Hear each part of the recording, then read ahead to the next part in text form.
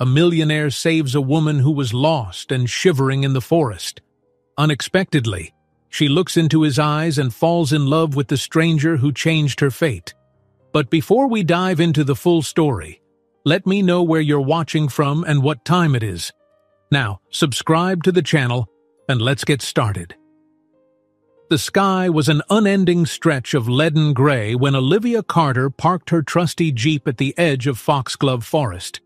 Despite the threatening clouds rolling in overhead, nothing could diminish her determination to capture the perfect shot of the woodland at dusk.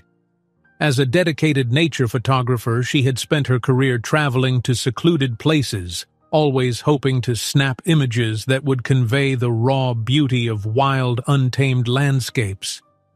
Little did she know, this trip would change her life forever. A shiver ran up Olivia's spine, less from the cold and more from a nagging intuition that something about this forest was different. She brushed off the feeling. Perhaps it was just the dropping temperature. She glanced at the time on her phone, 4:15 p.m. Although winter days ended early, she believed she had a few hours of light to set up and shoot. Standing on the forest's threshold, she inhaled deeply, letting the crisp air fill her lungs. However, only 20 minutes into her walk, the clouds burst without warning. Sheets of rain hammered through the canopy, turning the mossy ground into a slippery obstacle course. Olivia wasn't new to braving the elements, but this storm was fierce in a way she hadn't anticipated. The wind howled among the tall evergreens, shaking branches and scattering pine needles like confetti. Visions of beautiful twilight photography were quickly erased by the reality of the torrential downpour. "Stay calm," she muttered to herself, hugging her camera bag protectively. She fished out a flimsy raincoat, but it did little to shield her from the punishing wind. Every breath stung her lungs, and the forest's once inviting hush transformed into a roar of thunder and snapping branches. She pressed forward nonetheless, convinced she could find her way back if she followed the ridge of giant Douglas firs. But as the minutes went by, Olivia realized she might be more lost than she cared to admit. The deeper she wandered, the more unfamiliar the surroundings felt. The woodland paths twisted and vanished beneath rainwater. What was once a clear direction now looked like an endless repetition of towering pines and roiling undergrowth. Anxiety began to creep into her thoughts. Her phone's battery, a casualty of constant photography, had died minutes prior, and any hope of retracing her steps faded with the daylight. A sudden flash of lightning tore across the sky, followed by a thunderous clap that rattled the very ground. Olivia's heart pounded. Soaked and shivering, she pressed her back against the trunk of a fallen log to gather herself.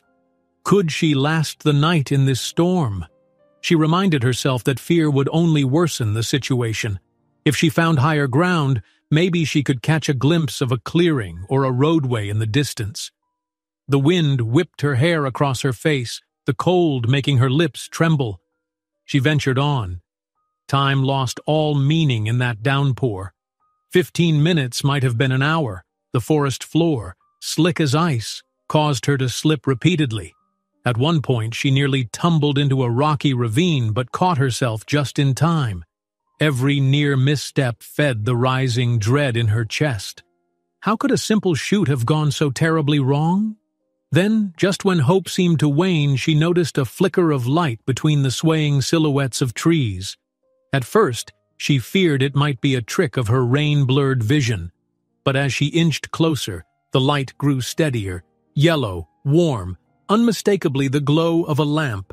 Heart thudding, Olivia mustered her last bit of strength and headed toward it, each step squelching in mud. She emerged into a small clearing to find a cabin, a structure that exuded an aura of quiet sturdiness, its wooden siding glistening under the onslaught of rain. Soft light radiated from a window. Relief flooded her. Someone was here. Perhaps they would help.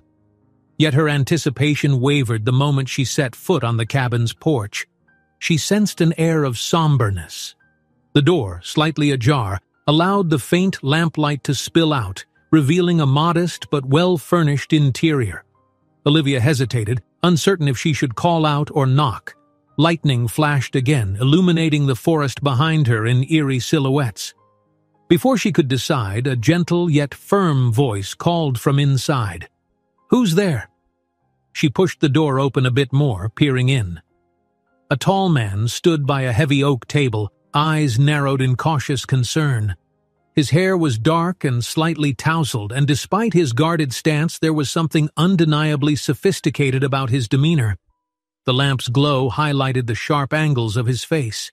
A vague sense of recognition tugged at the corners of Olivia's mind, though she couldn't place him.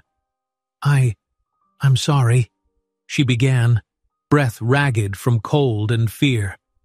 "I got lost in the storm. My jeep is way back, near the forest boundary. I'm soaking wet, and please, do you have a phone or somewhere I can warm up?" For a split second, the man's expression remained unreadable. Then he gestured at her dripping clothes and the ashen look on her face. "Come in, quick! Close the door!" He grabbed a thick woolen blanket from a chest beside a crackling fireplace and wrapped it around her shoulders. Olivia stammered a thank you as the warmth of the fire started to thaw her numb hands. She hadn't realized quite how cold she was until that moment. Her teeth rattled as though they had a mind of their own.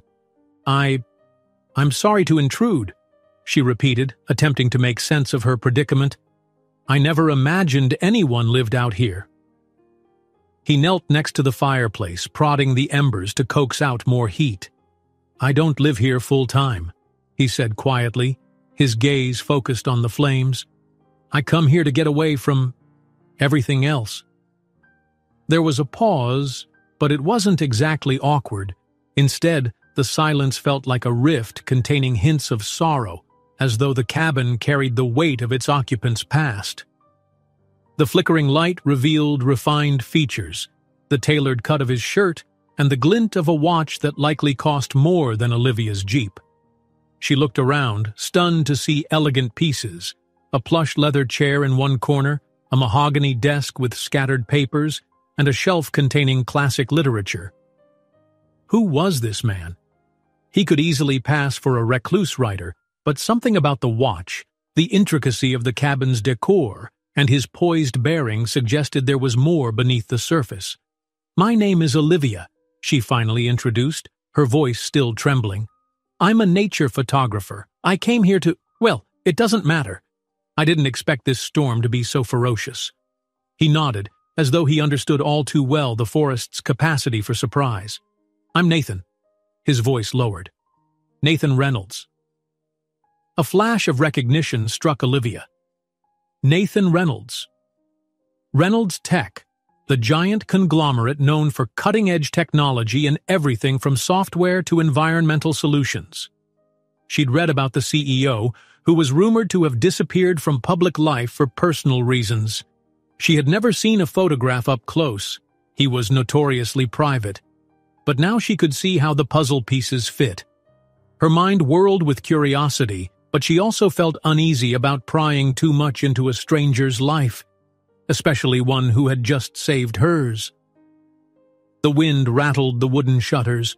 The cabin flickered with the storm's rage outside. Nathan stood, crossing to a small kitchen area. "You should warm up. I have tea or coffee. Take your pick." His offer sounded simultaneously gracious and guarded. "Then maybe we can figure out how to get you home safely." Olivia followed him, the blanket trailing behind her. The interior was surprisingly luxurious, though minimalistic. Stainless steel pots, polished counters, and an aroma of herbal tea suggested that, while he might be off the grid, he wasn't exactly living a primitive life. She found a seat at the kitchen table, letting its sturdy presence anchor her. A million questions danced on the tip of her tongue. Why was he out here in solitude? Does his family know? How had his life led him to this lonely sanctuary? But the words wouldn't form. He moved gracefully around the kitchen, eventually placing a steaming mug of tea before her. "Thank you," she managed, meeting his eyes. They reflected the same stormy hues of the night sky. I thought I might not make it." Nathan exhaled a slow breath. "Foxglove Forest can be merciless. I'm glad you found this place. There was a tightness in his tone that hinted at old wounds. As if reading her thoughts, he added softly, "The storm will pass. You can stay here tonight. I'll light the fireplace in the spare room if you'd prefer more privacy." Despite the desperate circumstances, Olivia's heart pounded with the realization of her predicament. She was entirely at this stranger's mercy. But there was something in Nathan's eyes, empathy perhaps, or quiet regret, that stilled her fear. Still, a part of her wondered, what had driven this successful, obviously wealthy man to isolate himself in the heart of a wild forest? Before she could respond, a loud crack of thunder made the lamps flicker. For a split second, the cabin went dark, leaving them both in breathless stillness. The generator sputtered back to life, and the lights glowed again, albeit dimly. Nathan frowned at the blinking overhead bulb. "I'll check the power supply. The lines must be flickering from the wind." As he stepped away, Olivia took a moment to soak in her surroundings. The rustic walls, the faint aroma of burning wood, the hushed ambiance of a place meant for solitude. A soft warmth spread from the mug in her hands, contrasting with the swirling chaos outside. Something told her that beyond the layers of secrets, there might be a genuine kindness in Nathan Reynolds. And somewhere in the back of her mind, she knew that this was only the beginning of a story she could never have predicted. She turned her gaze out the window, watching lightning streak across the horizon. A mixture of awe and anxiety surged within her. Foxglove Forest had always attracted her as a photographer's dream, but on this storm-tossed evening, it became the place where two strangers, each holding unspoken pasts, would cross paths, and neither would remain the same. Flickers of lightning continued to illuminate the cabin walls even after Nathan stepped outside to check on the power supply. Olivia, still wrapped in the thick woolen blanket, could feel her pulse slowing to a steadier rhythm now that she wasn't out in the wild storm. She let her gaze roam the small living area. Everything inside this cabin looked carefully curated, from the sturdy bookshelf stocked with leather-bound classics to a long table stacked with what appeared to be engineering schematics. Then there were subtle details, a child's drawing tacked onto a sideboard, a porcelain teacup still in the sink, the faintest smell of lavender cologne, that suggested someone, or perhaps multiple people, had once shared this space with Nathan Reynolds. She remembered the countless rumors about him, business magazines declaring him a genius who transformed small tech startups into global powerhouses, tabloids speculating about his heartbreak after a tragic accident. But specifics were always murky. He rarely gave interviews, never appeared at flashy celebrity events, and had effectively vanished from the public eye over a year ago. Looking around, Olivia wondered if this isolated cabin was where he had chosen to bury his grief. A gust of wind rattled the shutters, making her jump. She heard heavy footsteps outside, followed by the scrape of metal, muffled curses mixed with the downpour. She wanted to see if Nathan needed help, but fatigue pressed down on her and she felt her legs still trembling from the cold. She sipped the tea he'd given her, grateful for the gentle warmth spreading through her limbs. Time stretched. Perhaps 10 minutes passed before the door swung open. Nathan entered, hair damp from the drizzle that seeped through the eaves. He ran a hand through it, sending droplets to the floor. "It's holding for now," he said, setting down a flashlight and battery pack on the table. "The generator's nearly out of fuel, but there should be enough to keep basic lights until morning." His voice carried a subdued calm, though lines of tension were etched around his eyes. Olivia tried to stand, still tangled in the blanket. "Thank you. Can I do anything to help? Maybe I can—" He raised a hand gently. "It's fine. You've done enough just surviving that storm." He paused as though weighing his next words. "Are you injured?" She glanced at her reflection in a mirror behind him. A wild-haired, rain-soaked stranger stared back. Her cheeks were pale, a subtle cut near her temple, likely from a brush with a sharp branch. "No major injuries," she answered, wincing slightly as she touched the cut. "I'm all right. a little shaken. He nodded, retrieving a first aid kit from a nearby shelf. Then we'll clean that up. I can't promise a professional job, but I've learned how to tend minor wounds. He motioned for her to sit on a wooden stool by the fireplace. Are you a doctor as well as a businessman? She teased nervously, trying to lighten the tension. Nathan managed a faint half-smile, his first sign of warmth. Hardly. My father was the medical expert in our family. I picked up a few things from him. He retrieved an antiseptic wipe and gently dabbed at the scratch on her temple. She inhaled at the sting. Sorry, he murmured. Just a second. His hands were careful, yet she could sense the underlying strength in his grip. He finished with a small bandage, the corners pressed down with meticulous care. There, good as new. The closeness between them dissipated when he stepped back, clearing his throat. Olivia realized she'd been holding her breath, studying the flecks of gold in his dark brown eyes. She quickly turned away, focusing on the faint hiss of the fire. Tomorrow, once the storm passes, Nathan offered, I'll drive you back to your Jeep, or to the nearest town if your Jeep is stuck in the mud. There's a small logging road behind this cabin that leads out. He spoke in the efficient tone of someone used to arranging swift solutions. But something in his posture, the slump of his shoulders, the tight line of his jaw, told her that dealing with people, even kindly helping them, might be painfully hard for him now. That's really kind of you, Olivia said. If there's a cost or anything, I can... He waved off the notion, his voice quiet. This isn't about money. For a moment, a clouded look crossed his face as if she'd inadvertently stabbed at a hidden sore spot.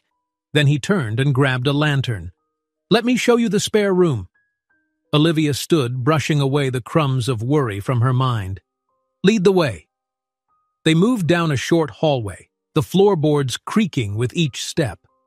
On the walls, she noticed photos half covered by cloth. A woman with bright eyes, smiling next to Nathan.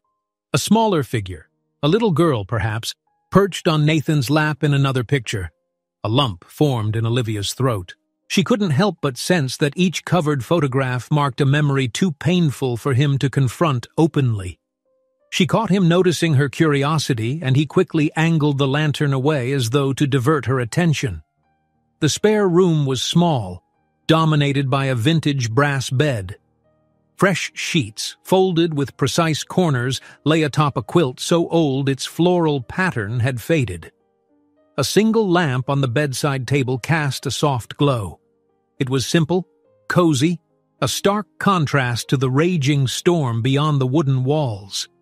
It's not much, but it's warm, Nathan said quietly, setting the lantern down.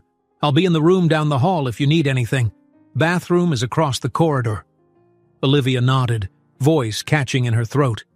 Thank you again, for everything. I don't know how I would have... He cut her off with an almost imperceptible nod. You're safe now. Good night, Olivia. With that, he retreated into the darkness, leaving her alone in the hush of the lantern light. She stood there, letting the quiet wrap around her. Outside, the wind still howled.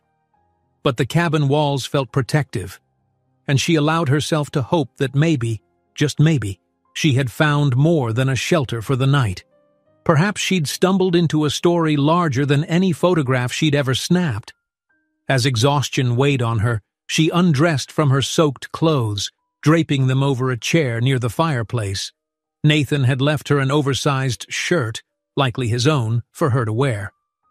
Slipping it on, she noted how it carried a faint, comforting scent of cedar and soap.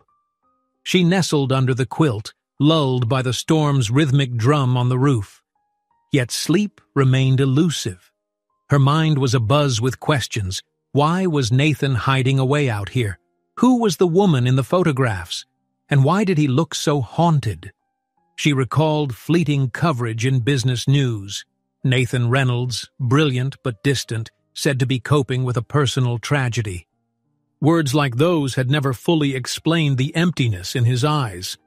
Lightning flashed, lighting up the ceiling. Olivia squeezed her eyes shut, trying to find rest. But a nagging sense of empathy, and maybe a tinge of longing, kept her awake. She thought of how kind he'd been to her, opening his life in a moment of crisis. She also sensed that she wasn't the only lost soul in this cabin tonight. Eventually, the storm's fury ebbed, and the swirling noise lulled her into a dreamless slumber. She woke to a pale dawn peeking through the partially shuttered window. Soft morning light revealed the gentle sway of pines outside, heavy with rainwater but calmer now. The cozy sheets and the faint crackle of embers in the fireplace made it easy to forget she was not at home. If not for the mild ache in her limbs, she might have believed the entire storm was just a nightmare. A quiet rustling from the living area told her Nathan was already up. She found her clothes somewhat drier, though still damp around the seams, and folded them over her arm before heading out of the spare room. She paused in the hallway, glancing at the covered photos on the wall. A part of her wanted to peel the cloth away, to see the faces and glean some understanding, but it felt invasive. She had no right to pry. She entered the living area to find Nathan standing by a large picture window that overlooked a narrow creek behind the cabin. He held a steaming mug, posture straight, gaze fixed on the water's gentle flow. Dressed in a casual sweater and jeans, he still looked ever the refined figure. There was a gravity in the set of his mouth, as though each day began with a battle against old ghosts. He turned at the sound of her footsteps. "Morning?" he offered, voice soft. He gestured to a small kettle on the stove. "I made some coffee if you want. Food might be a bit simple. Just some canned goods and dried fruit until we can get to town." Coffee would be amazing. She set her clothes on a chair, feeling a surge of awkwardness. She was a stranger in his retreat, yet he treated her as if she'd been there all along. "Did you sleep okay?" A tilt of his head suggested the answer was no. "I don't sleep much anymore." He didn't elaborate, and she sensed 1,000 unspoken truths lurking beneath his composed surface. Their conversation drifted to simpler topics as they prepared a modest breakfast of oatmeal and coffee. Olivia mentioned her photography and how her quest to capture Foxglove Forest had led her to trouble. Nathan listened attentively, though occasionally his gaze would flicker as if returning to darker memories. After breakfast, they ventured outside to survey the aftermath of the storm. The air was brisk, tinted with the scent of wet moss and pine. Sunbeams filtered through the clouds, illuminating a shimmering forest floor. Branches lay scattered about, and the narrow logging road was half-churned mud. At the edge of the clearing, a few logs had toppled from the force of the wind. "Your jeep is about 2 miles from here, right?" Nathan asked, carefully treading over the slick ground. "We can take my truck. If the road is passable, we'll reach yours in about 15 minutes. They headed to a small garage beside the cabin, which housed an old but well-maintained SUV. Olivia couldn't help but notice how each piece of the property, though simple, bore hints of luxury, from the SUV's custom tires to the top-grade cabin generator. It was the private domain of a man who had every resource yet chose a solitary life. Driving along the logging road, they navigated around puddles and fallen branches. Faint sunlight broke through the thick canopy, painting dappled patterns on the windshield.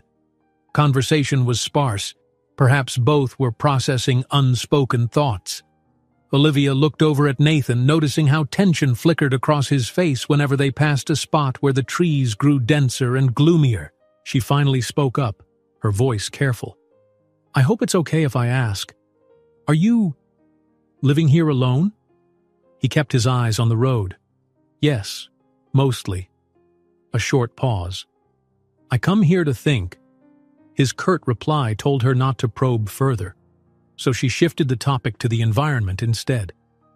"This forest is stunning. Aside from the storm, it's almost mystical." Nathan glanced at her, relief evident that she hadn't pushed. "I've always liked it.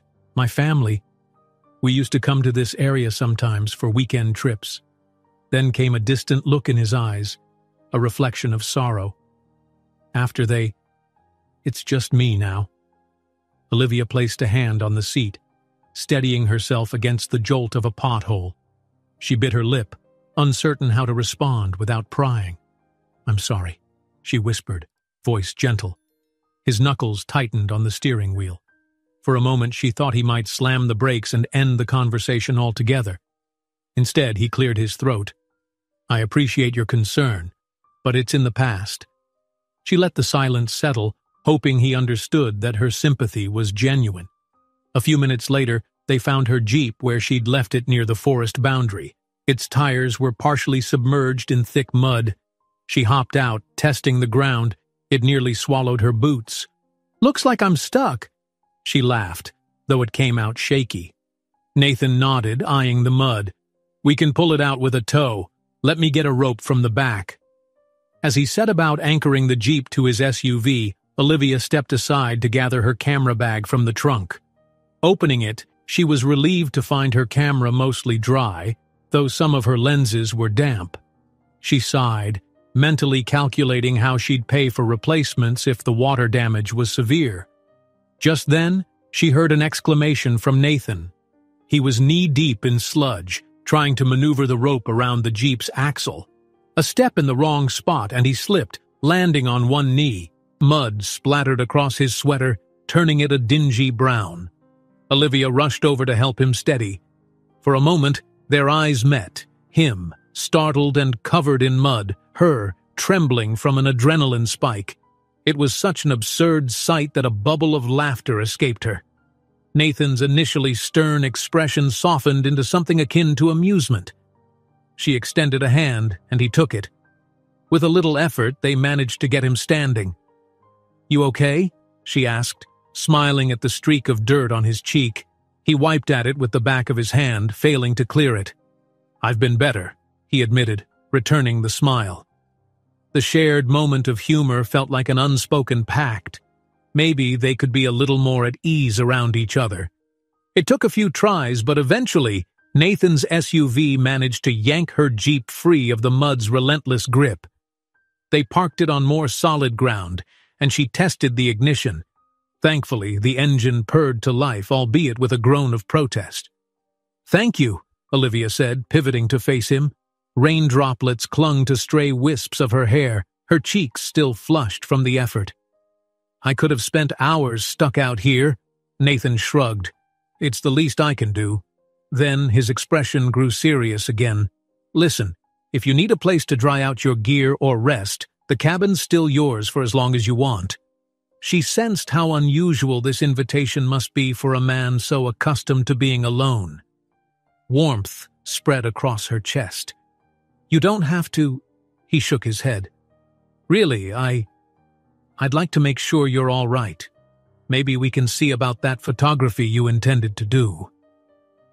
A fleeting sincerity sparked in his eyes, accompanied by a gentle undertone of longing. Perhaps not just for her photography, but for something else. Something intangible and close to hope.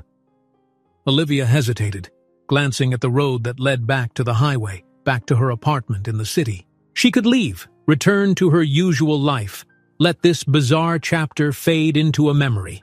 Yet a compelling urge told her to stay just a little longer. Maybe it was curiosity, maybe it was empathy, maybe it was the sense that Nathan's loneliness mirrored her own restless spirit. "All right," she agreed softly, unsure if she was making the wisest choice or simply following her heart. "I'll stay a bit longer if that's okay with you." Nathan exhaled with relief and signaled her to follow him back down the logging road. They drove in separate vehicles this time, her Jeep trailing behind his SUV. Even with the windows rolled up, Olivia could almost hear her pulse hammering in anticipation. What lay ahead in that quiet cabin beneath the towering pines? And what hidden truths might unravel between two souls who, by all logic, should never have crossed paths at all? Olivia followed Nathan down the winding, puddle-ridden logging road, carefully navigating the muddy ruts that remained from the previous night's storm. Raindrops still clung to the canopy above, occasionally falling in heavy droplets on her windshield. She couldn't help noticing how Nathan drove. Steady, cautious, like a man used to controlling every variable. There was purpose in the way his SUV cut through the wet ground, never accelerating too fast or slowing too abruptly. They reached the cabin within 20 minutes. Olivia parked her Jeep near a wooden overhang that served as a makeshift carport. She stepped out onto the saturated ground, inhaling a deep breath of fresh forest air. Though the sky remained overcast, there was now a soft glow peeking through the clouds, a hint of the sun trying to pierce through. The entire place smelled of rain-washed pine, and the once turbulent wind had calmed to a faint whisper. Nathan hopped out of his vehicle and walked to meet her. He still wore the sweater that had caught mud earlier, but it had dried into faint patches, an unspoken testament to their odd first day. "We can put your gear inside. I'll stoke the fire again so you can lay out the camera lenses and see if they need a closer inspection." "Thanks," she replied, gently patting the camera bag slung across her shoulder. "I just hope the water damage isn't too bad. I'd hate to think I lost some of my best equipment." Nathan nodded with genuine sympathy. "Let's do what we can to salvage it." They went up the porch steps together, the boards creaking beneath their weight. Olivia couldn't help but notice the subtle tension in Nathan's posture. His shoulders were taut, as if he was bracing for something. She recalled the photographs along the hallway, his family, or what she assumed was once his family. He obviously carried more burdens than he let on. Inside, the cabin felt warmer than before. Nathan quickly set about adding wood to the dying embers, coaxing the flames back to life. Soon, a toasty heat radiated from the fireplace. Olivia placed her camera bag on the round wooden table, unzipping compartments and carefully pulling out her DSLR, extra lenses, and memory cards. She spread them out, using a soft cloth to gently wipe away any residual moisture. Nathan observed with quiet interest, occasionally handing her a clean rag or a small container of silica gel packets he'd found in a cupboard. "I keep a few of these around," he explained, offering her the desiccant packs. "They absorb moisture from the air. Should help, at least a little." "That's actually perfect. Thank you." She arranged a few around each lens, hoping the dryness would pull out the dampness before any permanent fogging set in. "I'm lucky. Back home I have a vacuum chamber specifically for waterlogged electronics, but that's obviously not an option out here." Nathan arched an eyebrow. "You have your own vacuum chamber? That's not something you hear every day." She chuckled, a little sheepish. "I'm a bit of a gear nerd, I guess. I saved for months to buy all this specialized equipment. Photography is my livelihood. I do everything from nature shoots to occasional ad campaigns that help pay the bills." He seemed about to say something else, but caught himself. Instead, he studied her with a hint of curiosity, as though trying to align this detail with the woman who had appeared on his doorstep in the middle of a storm. "You're serious about your craft," he remarked softly. "That's admirable." Olivia felt a slight flush on her cheeks. "I love it, even if it's not as glamorous as people think. Spending hours waiting for the right light, or crawling through mud, apparently." She gestured at their dried stains. "It's all part of capturing those fleeting moments of beauty." Nathan's gaze drifted to the window, which framed the forest beyond. "You must see the world differently, always searching for that perfect shot." She nodded. "Photography taught me to notice things other people overlook. A certain slant of sunlight, the patterns in tree bark, the color shifts just before sunset. It's all so alive." Her excitement spilled out in her tone. "I guess that's why I came here. I'd heard Foxglove Forest has these breathtaking pockets of untouched wilderness. If not for the storm, I'd have captured a magical twilight sequence." Nathan's silence lingered a moment before he spoke. "Perhaps there will be another chance. The weather here changes quickly. Late afternoons can be spectacular, especially if the sun breaks through after heavy rain." A hint of something, almost like hope, flickered across his face. "You could still get the pictures you want." The crackling fireplace filled the pause between them. Olivia felt her heart soften. Beyond his stoic demeanor, she sensed a desire to help, a small, genuine kindness. "That would be wonderful," she said. "If you're sure I won't be intruding." A quick shake of his head. "You wouldn't be. I'd be glad for the company." She studied him, noticing how even that small admission cost him a certain vulnerability. "Then maybe I'll stay for a day or two," she ventured. "It's not every day I get to photograph a forest like this, and I can pay for food or supplies. I don't need that." His voice was gentle but firm. "Just stay as my guest. I insist." An unspoken agreement passed between them, an understanding that each was stepping beyond their comfort zone. She was used to forging her own way, rarely leaning on anyone else's generosity. He, by all appearances, was used to shutting out the world. Yet here they were, forging a tenuous alliance under the cabin's roof. Their conversation might have deepened further, but Olivia's stomach growled loudly, betraying her. She pressed a hand to her midsection, mortified.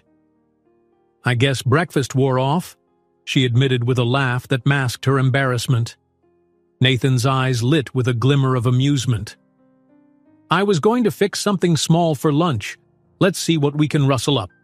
I think there are a few supplies left in the pantry." In the compact kitchen, they rummaged through cupboards, retrieving staples like rice, canned vegetables, and a jar of dried herbs. The fridge, powered by the solar generator, and perhaps a bit of leftover fuel, offered a small stash of cheese and a half carton of eggs. Together, they decided on a simple fried rice dish.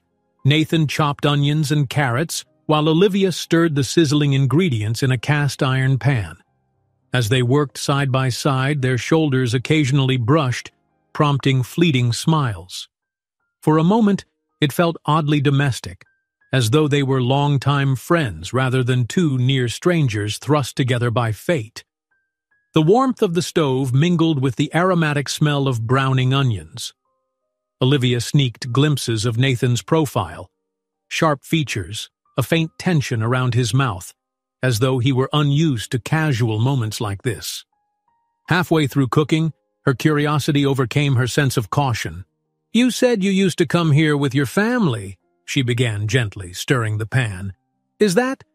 I notice you have this place set up with everything one might need, but you said you mostly live alone?" Nathan set down the knife, the rhythmic clink against the cutting board ceasing. She immediately regretted the question, certain she'd overstepped. His expression turned haunted again, the distant sorrow flaring behind his eyes. But he took a breath, leaning his palms on the countertop.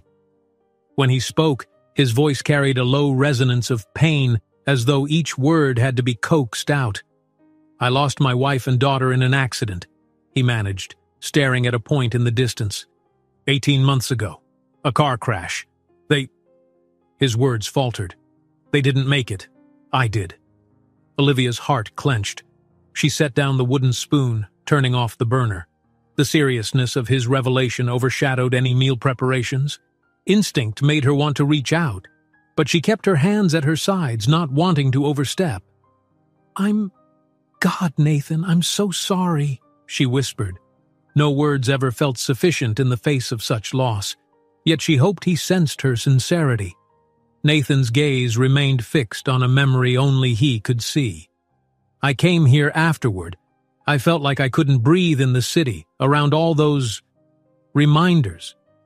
The cabin was where we had some of our happiest times, so I thought maybe being here would keep them close somehow." A sad laugh escaped him. "But it's just me and the ghosts, really." A heavy stillness clung to the kitchen. The overhead light flickered, and the hum of the refrigerator sounded far too loud. Eventually, Olivia gathered the courage to speak again. "It must be so hard, losing them and carrying on. I can't imagine."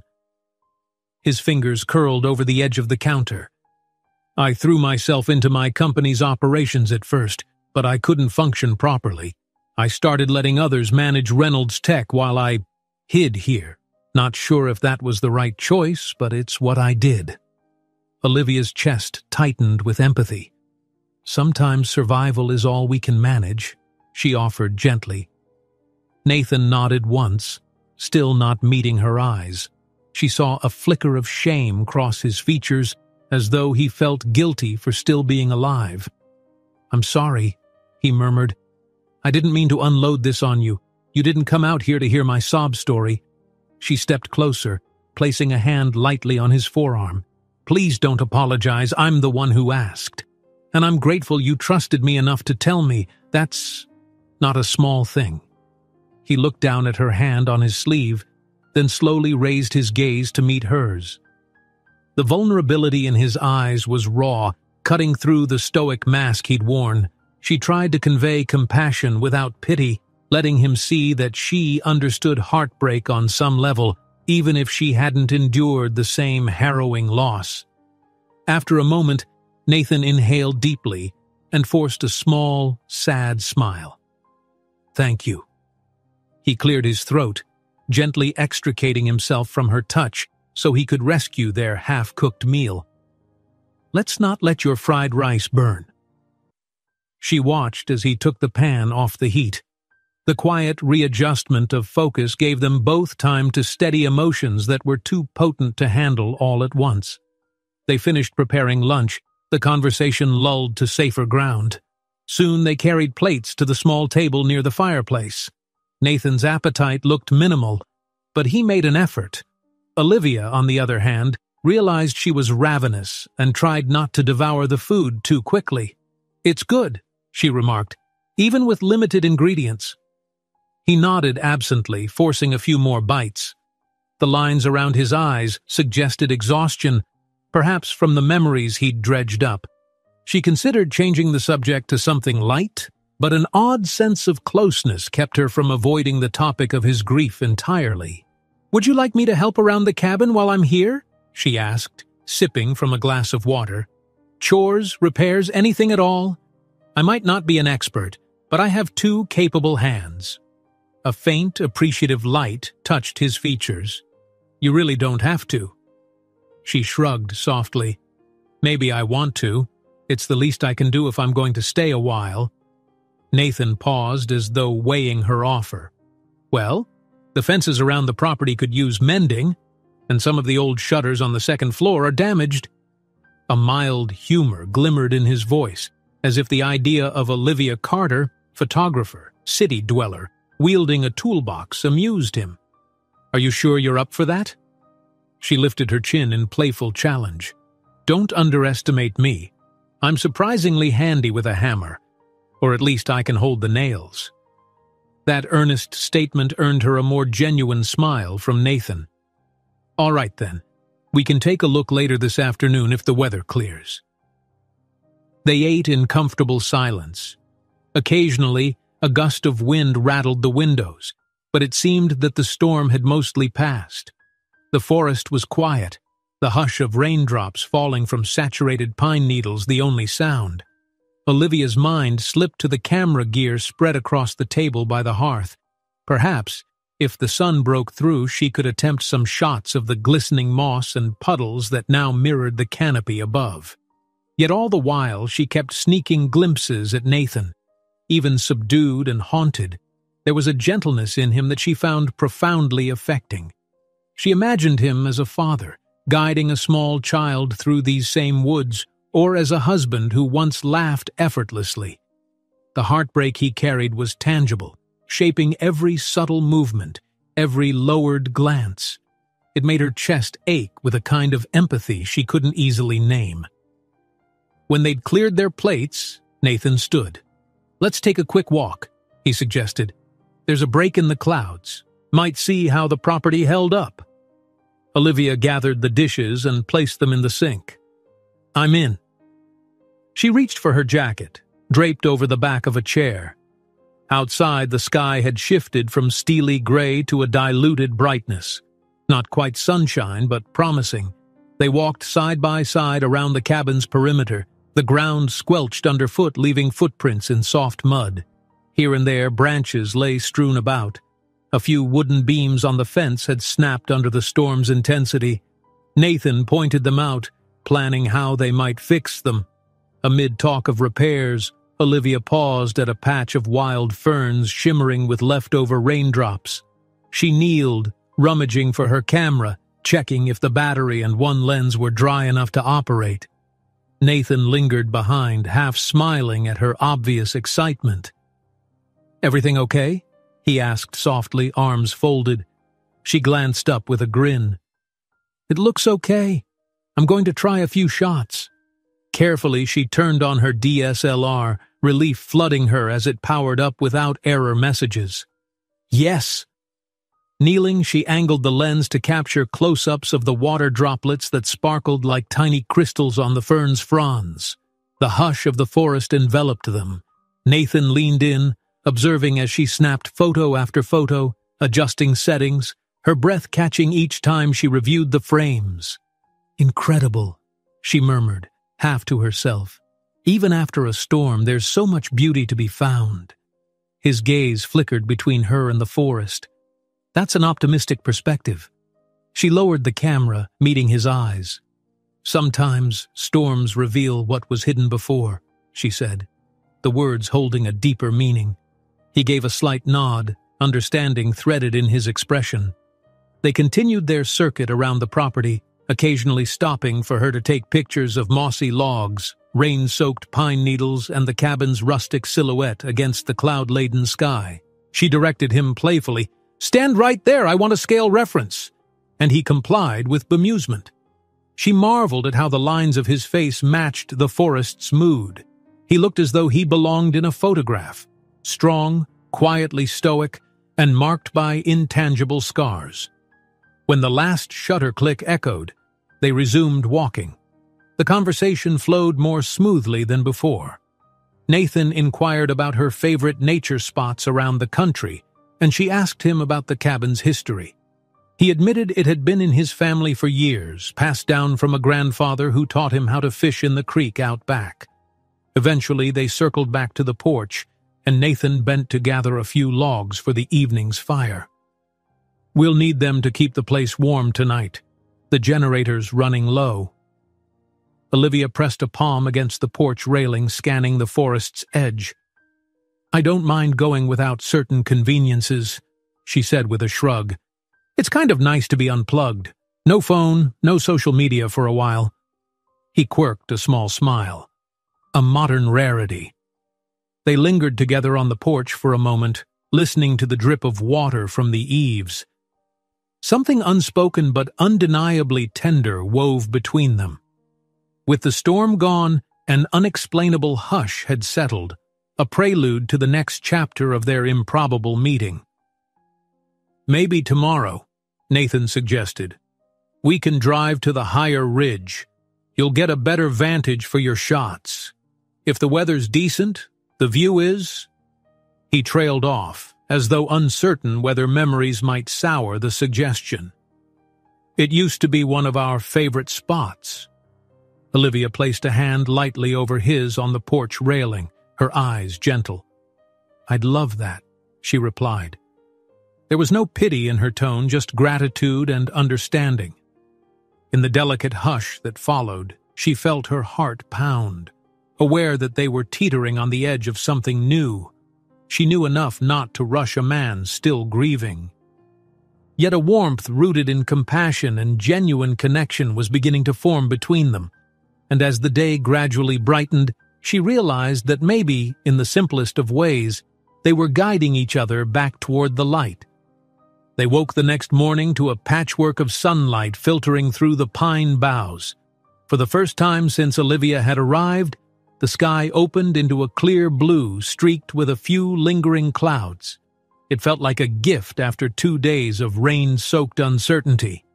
She sat at the small table by the window, sipping tea while Nathan boiled water for oatmeal. The soft hush of the forest outside was broken only by the trill of distant birds and the occasional clank of pans from the makeshift kitchen. Olivia watched as he stirred breakfast with methodical care. The tension in his shoulders had eased somewhat since yesterday, and she took it as a subtle sign that sharing bits of his past might have lightened his burden, if only a little. She recalled the fleeting vulnerability he'd shown in revealing the accident that had changed his life.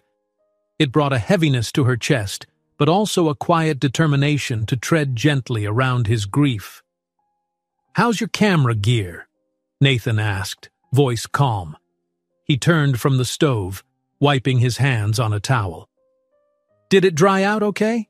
She nodded. "Most of it seems good. One lens is still fogging a bit, but I have it sitting with silica packets. I'll test it later." He gave a brief nod of approval, then turned back to the stove, emptying the oatmeal into 2 bowls. When he offered her one, she felt a wave of warmth, not just from the simple meal, but from the understated care behind it. She wondered how long it had been since he'd cooked breakfast for anyone else.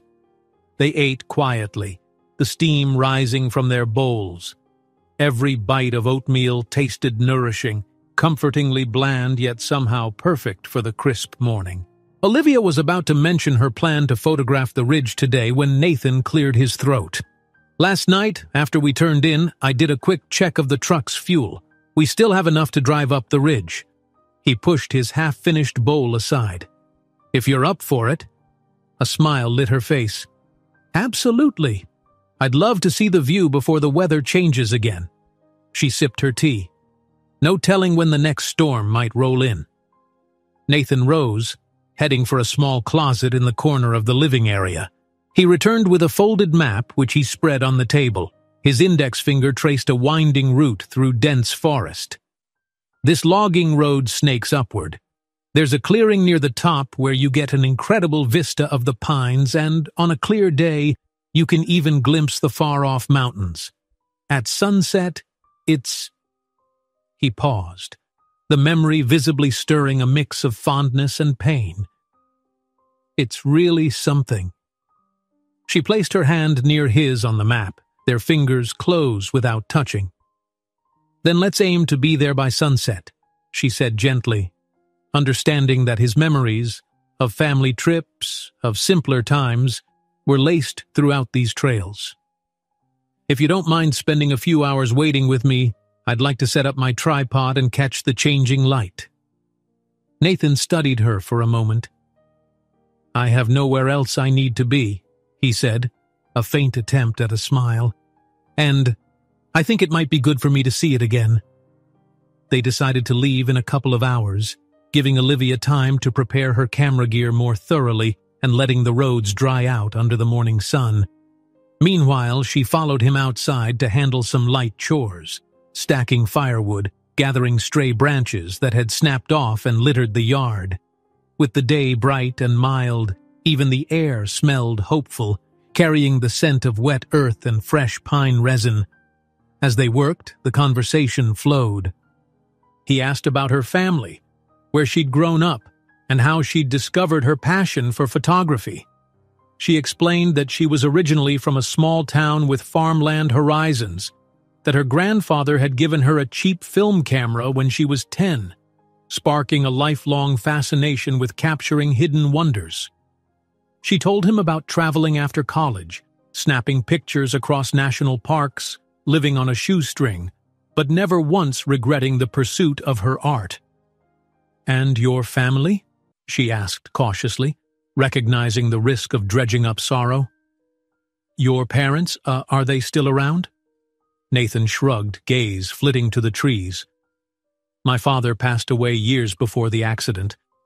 My mother, well, she retired to the coast, but we aren't very close anymore. After—" He paused, letting the unspoken memory float between them. "After everything happened, I guess we just drifted. She tried to help, but I pushed everyone away."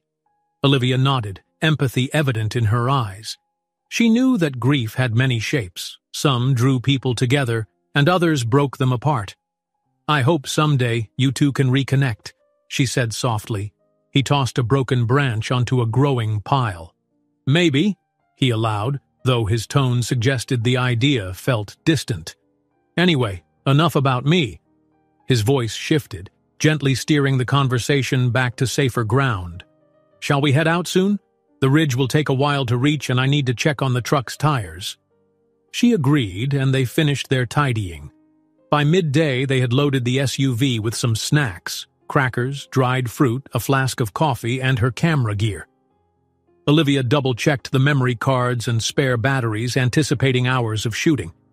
A small flutter of excitement pulsed through her. She felt like a child about to embark on an adventure. Nathan navigated the winding path leading higher into the forest's heart, the engine humming steadily over muddy ruts. The trees seemed taller here, their trunks thick and moss-covered, the air cooler and drenched in the fragrance of conifers. She rolled down her window, letting the breeze brush across her face. "I forgot how beautiful it is up this way," Nathan murmured, eyes on the narrow road. Rays of sunlight filtered between branches, spotlighting ferns and wild mushrooms on the forest floor. Occasionally, she caught him glancing in the rearview mirror, perhaps out of habit or maybe to ensure they weren't followed. For a brief moment, she wondered if he worried about paparazzi or curious onlookers. After all, he was Nathan Reynolds, a name that under normal circumstances would draw massive attention. But out here he seemed far from that world, just a solitary man trying to outrun heartbreak. They arrived at a natural clearing near the ridge late in the afternoon. The ground was flatter, dotted with rocks and low shrubs. Beyond, the land sloped toward an expansive view of rolling hills, and in the far distance, faint mountain peaks. Even with partial cloud cover, the vista was breathtaking, a patchwork of deep greens and distant blues stretching toward the horizon. Olivia's breath caught at the sheer scale of it. "This is unbelievable," she whispered. She hopped out, grabbing her tripod and camera gear. "Thank you for bringing me here." Nathan stood beside her, hands in his pockets, eyes scanning the horizon. "I used to come here every summer," he said quietly. "Back when the family was intact. Sometimes we'd have a picnic, watch the sun dip behind the mountains. My daughter loved it. She'd run around chasing fireflies at dusk." His voice trembled slightly on that last sentence. She swallowed, letting the poignant image soak in. Did she like photography too? A soft smile touched his lips. She was only 6, but yes, she had a little toy camera we bought her. She kept taking pictures of me, my wife, random trees. They were always blurry. He released a shaky laugh, watery with memory. But she had fun. Olivia set up her tripod, giving him a moment to recover. She sensed that speaking of these memories, though painful, was also a way for him to keep his daughter's essence alive. Silence draped them for a while until Nathan took a slow step forward. "It'll be a couple hours before sunset," he noted. "We can explore around here or just wait if you'd like." Olivia knelt to adjust her camera's angle toward the panoramic sweep of trees and sky. "Let's wander a bit," she suggested, offering him a chance to share more of this place's meaning. "Maybe you can show me your favorite spots." They meandered around the ridge, stepping over rocks and occasional patches of wildflowers. Olivia found micro-scenes to photograph, a gnarled tree trunk adorned with lush emerald moss, a cluster of bright purple flowers swaying in the breeze. Each time she paused to align her shot, while Nathan hovered at a respectful distance, letting her artistry unfold. Here in the open air, the mood between them felt lighter, as if the forest was gently urging them to breathe again. The unstoppable cycle of nature, storms, sunlight, growth, decay, offered an unspoken reassurance. Life goes on. Neither spoke it aloud, but the message was there in every rustle of leaves. Eventually, the sun began its slow descent, painting the horizon with a palette of gold, pink, and lavender streaks. Olivia hurried back to her tripod, adjusting settings for the changing light. Nathan settled on a flat rock behind her, arms resting on his knees, quietly observing as she lost herself in the craft. She'd snap a few frames, change position, snap more. As the sky deepened, she took longer exposures to capture the interplay of color. In that luminous hush, Nathan felt a pull to speak. "Thank you," he said softly, though his voice carried strongly in the stillness, "for being here, for letting me see this again, through your eyes." She glanced over her shoulder, camera in hand. The glow of the setting sun cast warm hues across his face, revealing the lines of strain and something else. Hope. "I should be thanking you," she replied. "You've given me so much these past days. A place to stay, a chance to see this forest's wonders. I'm grateful." He didn't look away. "You didn't have to stay," he said, quiet wonder lacing each word. "But you did." The moment hung between them, tender and unspoken. Olivia's heart pounded, though she couldn't say why exactly. Perhaps it was the rawness of connecting with someone who had kept the world at arm's length for so long. She turned her gaze back to the horizon, snapping one final shot of the sun as it slipped behind the far peaks. When the last edge of light disappeared, the sky shifted to a dusky purple, the forest below cloaked in shadow. She lowered her camera, and they both exhaled as though awakened from a shared dream. The day's golden farewell had ended, leaving them in a twilight hush. "We should head back soon," Nathan murmured. "Driving that road in the dark can be tricky." She nodded, packing up her equipment with practiced efficiency. They made their way to the SUV in near silence, but it was a comfortable one, each of them processing the vivid tapestry of color and emotion they had just witnessed. The drive down felt surprisingly smooth. As if in reward for their quiet presence, the forest offered a safe passage. Night had settled by the time they reached the cabin. Nathan parked, then helped Olivia unload her camera gear. She stifled a yawn. Exhilaration mingled with fatigue after a day spent immersed in nature's grandeur. Inside, they set the groceries and supplies on the small kitchen counter. She'd bought a few fresh items that morning at a roadside stand on their way up, simple vegetables and local honey. "You hungry?" she asked, glancing at him in the dim light of the living room. He hesitated, which she noticed he did often when it came to normal day-to-day routines. Cooking, eating, talking about tomorrow. But then he nodded. "I could eat a little." Together, they prepared a modest meal of sautéed vegetables and honey-glazed potatoes. The flicker of the fireplace lent a cozy glow to the cabin. Once again, Olivia found herself alongside him in the kitchen. But the mood was different now. Deeper, more companionable. They'd spent hours in each other's company, shared stories and silences, and glimpsed the same sunset that felt both achingly beautiful and healing. When dinner was ready, they settled at the table. A gentle hush filled the air, broken only by the pop of firewood and the occasional clink of utensils. Olivia sensed how each small act of normalcy, eating, cooking, tidying, was quietly meaningful to Nathan, who'd spent so long withdrawn in his solitude. As they finished, she mustered a soft question. "Do you ever think about going back? To the city, I mean? I imagine you have a life there waiting, people who might be worried." He set his fork down, thoughtful lines etching his forehead. "My board of directors probably wonders what I'm doing," he admitted, finally referencing Reynolds Tech. "But they handle day-to-day operations. In truth, I suspect a lot of people just moved on without me." His voice held no bitterness, only acceptance. "I know I can't run away forever. Part of me just needed time." Olivia understood. "Time to heal," she said gently. A shift in his expression, or to figure out if healing is even possible. Her heart squeezed. She laid a hand over his. "From what I've seen, you're already doing it. One step at a time." He sighed, long and slow. "I just wish I knew the path. Every day feels uncertain." The vulnerability in his tone shook her. In that moment she realized that the seeds of something stronger than friendship had planted between them, a willingness to care, to invest in each other's well-being.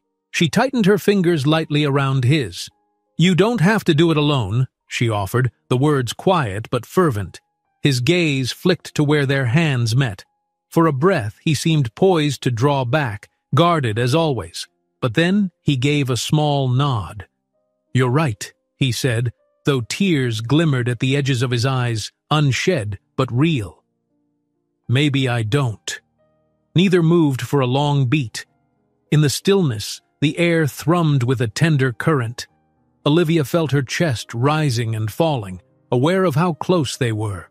Two people from different worlds, each battered by life in different ways, yet finding solace under this humble roof. She squeezed his hand gently, not pressing more. The logs in the fireplace crackled, sending a spray of orange sparks up the chimney. Outside, the moon was rising over the silent forest, and in the quiet flicker of lamplight, they lingered in unspoken communion, the boundary between grief and hope softening just enough to let in a fragile glow. They settled into an unspoken rhythm over the next few days, a gentle routine that felt surprisingly natural for two people who had started as strangers. Early mornings began with coffee or tea, sometimes in silence, sometimes with soft conversation. Nathan was an early riser. Olivia, once used to city nightlife and late editing sessions, found herself waking at dawn just to witness the forest stirring to life. She'd slip outside to photograph dew droplets on spiderwebs glimmering in first light. He'd check the generator, the truck, or the perimeters of the property, often returning with kindling for the fire. One crisp morning, she convinced him to join her for a short hike on a trail that wound behind the cabin. The path snaked through towering pines, opening occasionally onto glimpses of a small creek. Olivia wore her camera slung across her body, pausing every few steps to capture the forest's hush. Nathan followed quietly, scanning the surroundings as though reacquainting himself with a land he once loved but had neglected. When they came across a clearing strewn with rocks, Olivia motioned for him to stop. She raised her camera, snapping a series of shots as the sunlight slanted through branches. Turning around, she noticed how he stood with his hands tucked in his coat pockets, looking both at ease and strangely solemn. "Everything all right?" she asked gently. He blinked as though pulled from a distant memory. "Yeah," he said. "I was just remembering. We used to bring a small picnic blanket here, my wife and I. Sometimes my daughter would climb those big rocks." A wry smile touched the corner of his mouth. "She'd claim it was her castle. We had to keep a close eye on her so she wouldn't slip." Olivia lowered her camera. The bright morning air seemed to hold its breath, echoing with old laughter that no longer lived in the present. She approached him, placing a hand lightly on his arm. "You can still love this place," she offered, "even if it hurts." He released a breath, nodding.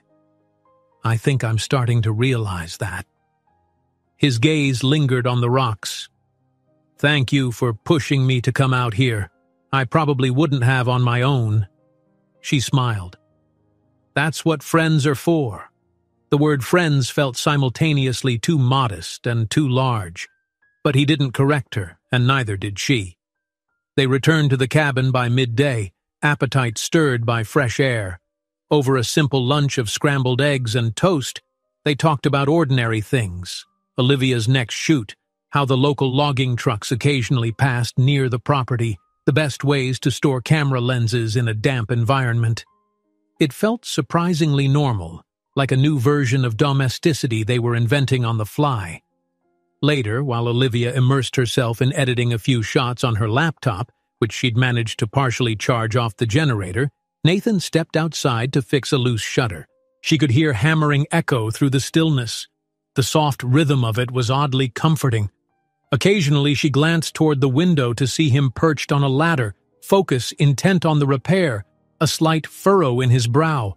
She couldn't help the surge of gratitude and affection bubbling up at the sight of him in this calm, purposeful moment. By late afternoon, the clouds thickened and a drizzle began. Olivia shut down her laptop to conserve power, then ventured out to see if Nathan needed help. He was already halfway finished, the shutter now affixed with sturdy new hinges. The light rain made his hair damp, and a smudge of paint streaked one of his cheeks. "Looks like you've been busy," she remarked, smiling. "Almost done," he said, stepping off the ladder. He wiped his hands on a rag and squinted up at the sky. I'd planned to check a section of fence out back, but it can wait until tomorrow. Weather's turning again. They retreated inside as the drizzle evolved into a steady downpour. Nathan stoked the fire while Olivia lit a single lamp, the cozy glow enveloping the small living room. The hush of rainfall on the roof conjured the memory of the storm that had first led her here. How much had changed in just a few days. I wonder if there's any signal tonight, Nathan mused aloud, glancing at a dusty satellite phone near the bookshelf. He picked it up, fiddling with its buttons, a pensive crease on his forehead. Olivia watched, trying to interpret his mood. I haven't really called anyone in a while, he explained. Usually the signal's too weak or I just don't bother. But maybe I should check in. She nodded. Might not hurt to let people know you're okay. Then she smiled gently. And if you'd like, I can check my phone for messages too, though it rarely gets service this deep in the forest. He handed her the satellite phone. Try this. Sometimes it works better than a normal cell. Olivia accepted it, stepping near a window where the signal might be stronger. A few bars flickered. She dialed her friend and occasional business partner, Hannah, who had probably been worried since Olivia's last text, sent right before she entered Foxglove Forest. After several rings, a muffled yet familiar voice answered. Hello? Hannah sounded relieved. Olivia, is that you? Olivia suppressed a laugh, hearing how the line crackled with interference. Yeah, it's me. I'm safe. My phone died and I've been out in the forest. I met someone who's helping me. Helping you how? Hannah's words were rushed. You vanished, Liv. No updates, no calls. I was about to file a missing persons report. Guilt prickled. She'd always been somewhat adventurous, but she recognized that her loved ones deserved better communication. I know, I'm sorry. The storm trapped me, and it was a mess. But I'm all right now. I'll explain everything when I'm back in civilization. Just trust me. I'm okay. Hannah relented with a sigh. You better fill me in on all the details, and don't vanish again without telling me first. People do care, you know. Olivia felt warmth flood her chest. I know, I promise. Listen, I don't have a stable line, but I'll call again in a day or two. Just let everyone know I'm fine. And Hannah? She lowered her voice. Thanks for worrying. After the call ended, she handed the phone back to Nathan, who had observed from a polite distance. Thank you for letting me use it, she said. It's good to let them know I'm alive. He nodded, then gazed down at the phone in his hand as though debating. She saw indecision flash across his features. Finally, he pressed a few buttons and lifted it to his ear. A pause, then another. By the third attempt, he lowered the phone, frustration evident. No signal? She asked softly. Maybe not. He offered a strained half-smile. Or maybe it's for the best. I'm not exactly sure who I'd call anyway. He glanced at the phone once more, then set it aside. The board members at Reynolds Tech can wait. They've managed without me so far. A part of Olivia sensed that it wasn't just about the board, that perhaps he felt unready to speak to family or close friends. Instead of pressing, she simply reached out and gave his hand a reassuring squeeze. His gaze fell on hers, and the worry lines in his forehead eased. A faint rumble of thunder echoed in the distance. The rain drummed steadily against the windows, the lamplight glowing softly in the enclosed space. It reminded Olivia of their first night, except now a fragile sense of comfort threaded through the coziness instead of sheer survival mode. I was thinking, she said, moving to gather some blankets from a chest by the wall. Since it's still early, we could sit by the fireplace. Maybe share stories? She hesitated, not wanting to push boundaries. I'd love to learn more about your travels, or anything you feel comfortable sharing. Nathan's eyes flicked to the windows as though searching for an escape route. But then he exhaled, a look of acceptance crossing his features. Sure, he said quietly. Why not? She draped a blanket across the small couch, motioning for him to sit. He folded himself onto one side, while she settled on the other. the fire crackling in front of them. The heat washed over her face, dancing shadows on the wooden floor. For a while, they spoke of lighter things, places Nathan had visited on business, the different cities Olivia had photographed, the best vantage points she'd found in mountainous terrains. He loosened, describing a memory of traveling to Japan for a tech conference. She recalled a heart-stopping sunrise in the Mojave Desert. When the conversation lulled, Olivia ventured gently, "Did you always know you'd run Reynolds Tech, or was it something you fell into?" He considered. "My father started the company when I was young. I was good at problem-solving, engineering, math. So, I guess it was natural I'd follow in his footsteps. But sometimes I wonder if I chose that path or if it was chosen for me." His gaze drifted to the dancing flames. "Still, I was proud of what we built. It's just, after losing them, I couldn't see the point." Her chest tightened at the longing in his voice. "I'm sorry," she whispered. "I can't imagine how you felt." He leaned forward, elbows on his knees, hands clasped. "I felt hollow. Every day was just existing. So I came here, tried to lose myself in the quiet. Maybe a part of me wanted to punish myself too." In the flicker of firelight, she saw his jaw tighten. Without thinking, she rested a hand on his back, a gesture of comfort. He let her touch remain this time. "The quiet can be good," she said softly, "but it can also magnify your thoughts. I know it from my own life. After my father passed, I wandered for months, convinced I had to leave everything behind to cope. It helped, but it also kept me from the people who cared about me." His head turned slightly. "How did you handle that? The guilt of living when someone else couldn't?" The rawness in his question nearly broke her heart. "I won't lie. It's hard," she admitted. "I'm still learning.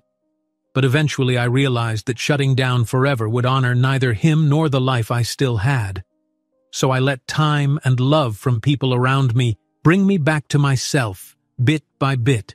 He absorbed her words, eyes brimming with an ache that ran deep. Then, in a gesture both surprising and vulnerable, he let his forehead dip to her shoulder. She froze for a second at the intimacy, her heartbeat thudding.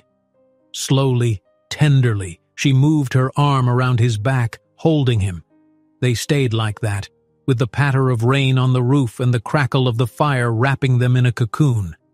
She felt him breathe, each inhale shaky, each exhale a quiet release of pent-up sorrow. Eventually, his grip on the blanket eased, and he lifted his head, eyes glistening but resolute. "Thank you," he murmured. She brushed her thumb gently across the moisture on his cheek. No words needed. The hush between them was enough to convey understanding. Outside, the night deepened, thunder a distant echo. At some point, the lamp flickered, signaling the generator's battery was running low. They didn't mind. Darkness felt almost protective, as though the world had shrunk to just the two of them and the glow of embers in the hearth. Olivia reached for another log and placed it on the fire. Sparks danced upward, illuminating Nathan's features in fleeting gold. The line of his mouth curved into the slightest smile. She felt the warmth in her own chest, not from the flames alone, but from the closeness they'd forged. Minutes passed, or maybe hours. Time lost its grip in the gentle arc of shared confessions. They parted only when the logs burned low, exhaustion folding over them like a heavy curtain. Before leaving to their separate rooms, Nathan placed a soft hand on her shoulder, his gaze thankful. "You've brought light back into this cabin," he said quietly. "And to me." Her heart fluttered. She wanted to tell him that he too had reminded her of something she'd forgotten, a tender kind of connection, the possibility of caring deeply. But the words stuck in her throat. Instead, she smiled, giving his hand a light squeeze. They retreated to their rooms, each carrying the weight of the evening's revelations, yet feeling unburdened all the same. And as the rain continued its steady lullaby, Two souls under one roof found solace in the simple truth that neither of them had to face life alone anymore. Morning light found its way through the tall pines, casting pale golden shafts across the cabin's small porch.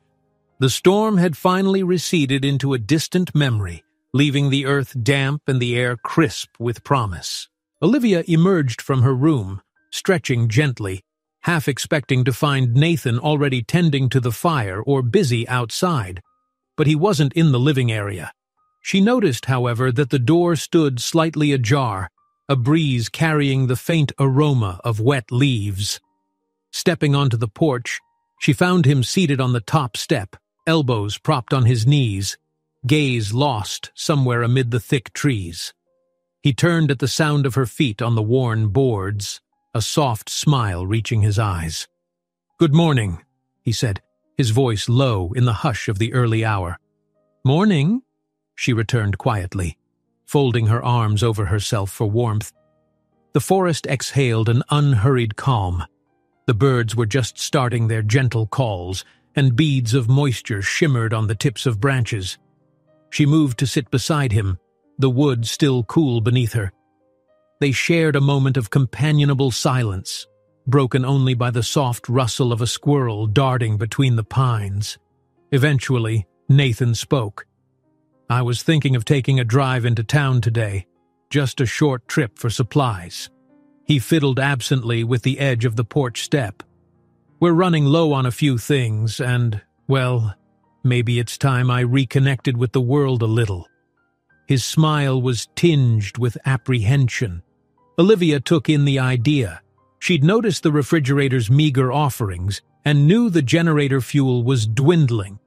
The notion that he was willing to return, even briefly, to the outskirts of his old life felt like a step forward. "I'll go with you," she offered. "You know, to help carry groceries. And if there's a decent internet signal in town, I can check on a few photography-related emails, maybe upload some of the shots I've taken." He nodded, seemingly relieved. "I'd like that." They prepared a quick breakfast, just toast and jam, plus a cup of coffee heated on the stove. Despite the simple fare, there was a new sort of energy between them, a shared anticipation. Olivia sensed that returning to any semblance of civilization might stir a blend of emotions in Nathan. After all, he had spent so many months cocooned in this wooded sanctuary. By mid-morning, they were loaded into his SUV, cruising down the narrow logging road. The green canopy above parted here and there, revealing glimpses of a blue sky that promised a dry day. Olivia felt an odd flicker in her chest, excitement for a small outing, yet also a slight worry about how Nathan might handle the outside world's chatter and bustle, even if it was just a modest nearby town. After about half an hour, the dusty logging track merged into a paved road. They passed a handmade sign reading, "Foxglove Falls, 6 miles." A sense of normality began to creep in. Telephone poles lined the street. A few scattered mailboxes signaled homesteads tucked behind the pines. Olivia occasionally glanced at Nathan's profile. He kept his hands on the wheel with careful steadiness, but his jaw was set in a clenched line. "You all right?" she asked softly. His throat bobbed in a swallow.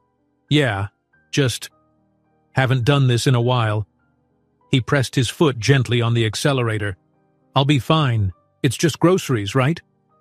Olivia reached over, resting a reassuring hand on his arm for a moment. He darted a quick, grateful look in her direction. Soon the pines thinned out, revealing a quaint settlement with a single main street. Foxglove Falls looked like a classic rural town. A grocery store with a hand-painted sign, a hardware shop, a diner with an old-style neon light shaped like a coffee cup. A modest waterfall cascaded in the distance, giving the place its name. Stray cats lounged lazily on front steps, and a few locals stood chatting outside the diner. Nathan guided the SUV into a small parking lot beside the grocery store. He killed the engine, exhaling slowly, and she could practically see him mentally bracing. They stepped out onto the gravel with cautious steps. From the corner of her eye, Olivia noticed 2 elderly men on a bench turn their heads, their conversation halting as they recognized Nathan, or at least recognized the tall, well-dressed stranger who almost never showed his face in town. She saw him stiffen, but he mustered a polite nod in the men's direction. Then he turned to Olivia. "Let's do this," he murmured, half joking, half serious. The grocery store interior was a stark contrast to the hush of the cabin. Fluorescent lights hummed, country music played softly through tinny speakers, and aisles were neatly stocked with everything from canned goods to local produce. Olivia grabbed a cart and led the way, while Nathan followed, scanning the shelves. It was almost endearing how uncertain he looked, as though relearning how to shop after a long absence. They moved down one aisle, selecting staples. Rice, beans, some fresh fruits, a few vegetables that looked robust. Olivia tossed in a couple boxes of cereal. "I'm not sure what you usually eat," she teased gently, "but variety can't hurt, right?" He gave a faint chuckle, easing a bit. "I'm not picky. Besides, you're the better cook between us." She laughed, recalling his attempt at fried rice that had turned out fine, albeit unevenly salted. "I'll try to earn my keep then." Near the dairy section, they encountered a middle-aged woman in a store apron. Her expression brightened in recognition. "Well, look who decided to venture out of the woods," she said, half jest, half genuine surprise. Nathan hesitated. "Hello, Teresa," he managed, offering a polite, if guarded, smile. "Been a while," Teresa remarked, looking between him and Olivia with curiosity. "Everything all right up there at the old cabin?" He cleared his throat. "Yes, just needed supplies." Teresa's gaze lingered on Olivia, who extended a friendly greeting. "I'm Olivia, visiting for a little while." Nodding, Teresa gave a kindly wink. "Sure is nice you have company, Nathan. Let me know if you need help finding anything." They watched her move on to restock milk cartons. Nathan's shoulders sagged with relief. "That wasn't so bad," Olivia said softly, patting his arm. He nodded, the tension lessening, though he still seemed self-conscious whenever they passed other patrons. At the checkout, a teenage clerk bagged their groceries. Nathan paid in cash, receiving polite but inquisitive glances from the boy who recognized him as the recluse from the forest. Olivia sensed a swirl of unasked questions in the air, about his family, his disappearance from public view, but no one voiced them. The small-town politeness prevailed, letting them exit with minimal fuss. Outside, Olivia loaded the groceries into the SUV while Nathan gazed across the street at the diner. "We could grab lunch there," she suggested, carefully monitoring his reaction. "Or, if you'd rather head back, that's fine." He wavered, then exhaled. "Let's do it. Might as well try to be normal, right?" She squeezed his hand once before they walked to the diner's entrance. A bell jingled as they stepped inside. The place smelled of frying bacon and fresh coffee. Vinyl booths lined the windows, and a chalkboard advertised homemade apple pie. A waitress in a floral apron waved them over to a booth by the window. They settled across from each other. Olivia noticed Nathan's gaze drifting over the diner's decor, framed photos of local baseball teams, newspaper clippings about the falls. She wondered if he was looking for something about his own family, or if this was simply the first time he'd re-entered a communal space since losing them. "Welcome to Mary's Diner," said the waitress, a friendly woman with a bright smile. "I'm June. What can I get you folks today?" They opted for sandwiches and coffee. As June bustled away, Olivia pulled out her phone, curious if she could upload a few photos to her social media or photography portfolio. The signal was faint, but present. She leaned closer to the window, letting her phone slowly connect. Meanwhile, Nathan stared out to the street, where a father and daughter walked hand in hand, pointing at something in a shop window. Her chest tightened, sensing the flicker of pain in his eyes. Impulsively, she reached across the table to cover his hand with hers. He glanced down, an unguarded gratitude crossing his features. June returned with 2 steaming mugs of coffee. "Food'll be right out. You folks from around here?" She eyed Olivia curiously. "I'm new," Olivia volunteered, giving a pleasant nod. But Nathan, well, he has a cabin not too far from here. June grinned. Oh, that's right. You're Nathan Reynolds. Don't see you in town often. Glad you decided to drop by. Nathan managed a polite nod, carefully keeping any trembling out of his voice. Thank you. After June moved on, they sipped coffee, letting the warmth settle in their bellies. Olivia finally managed to get a single bar of internet, enough to open her email. She was scrolling through a backlog of messages when she froze. A subject line from one of her more prestigious clients read, "Urgent opportunity, new contract." Her heart sped up. She'd spent months pitching her portfolio to land bigger nature-centric campaigns. If it was what she suspected, this could be a turning point in her career. She glanced at Nathan, who watched her with mild curiosity. "Good news?" he asked. "I hope so," she murmured, opening the email. Scanning the text, her stomach fluttered with excitement. Indeed, a well-known travel magazine wanted to hire her for a special project capturing remote wilderness locations across the Pacific Northwest. The timeline was tight, just a few weeks to gather final shots, but the pay and exposure could be game changers. "That's amazing," she breathed, looking up at Nathan with shining eyes. "They need an answer soon, though, and I'll have to be traveling extensively." He tried to smile. "Congratulations. That sounds like a big break." She nodded, but her heart felt a twist. Was she really prepared to leave this cabin and him behind so abruptly? Over the past days, she'd developed an attachment. To him, to the quiet forest, to the fragile sense of belonging they had nurtured. She saw his eyes dim briefly, as though the same thought weighed on him. Before either could say more, June arrived with their sandwiches. Olivia forced a polite smile, but her appetite suddenly dwindled. She managed a few bites while they made small talk about the local area, but her thoughts drifted. She wondered if she should discuss her potential departure right now, or wait until they were alone. The timing felt like a jolt out of the safe bubble they'd created together. When the meal ended, Nathan insisted on paying. They thanked June and left the diner. Outside, the sun had grown warmer, reflecting off the parked cars. Unloading the groceries from the SUV's back seat to a cooler, Olivia tried to muster enthusiasm for her news, but an inexplicable heaviness settled over her. Back in the driver's seat, Nathan asked, "So you're accepting the offer? It's a wonderful chance." She hesitated, hands curled around her phone. "I should. I worked hard to get here. It's everything I dreamed about. Major publication, national exposure. But," she glanced at him, "it means leaving soon, traveling constantly. Probably no chance to come back here for a while."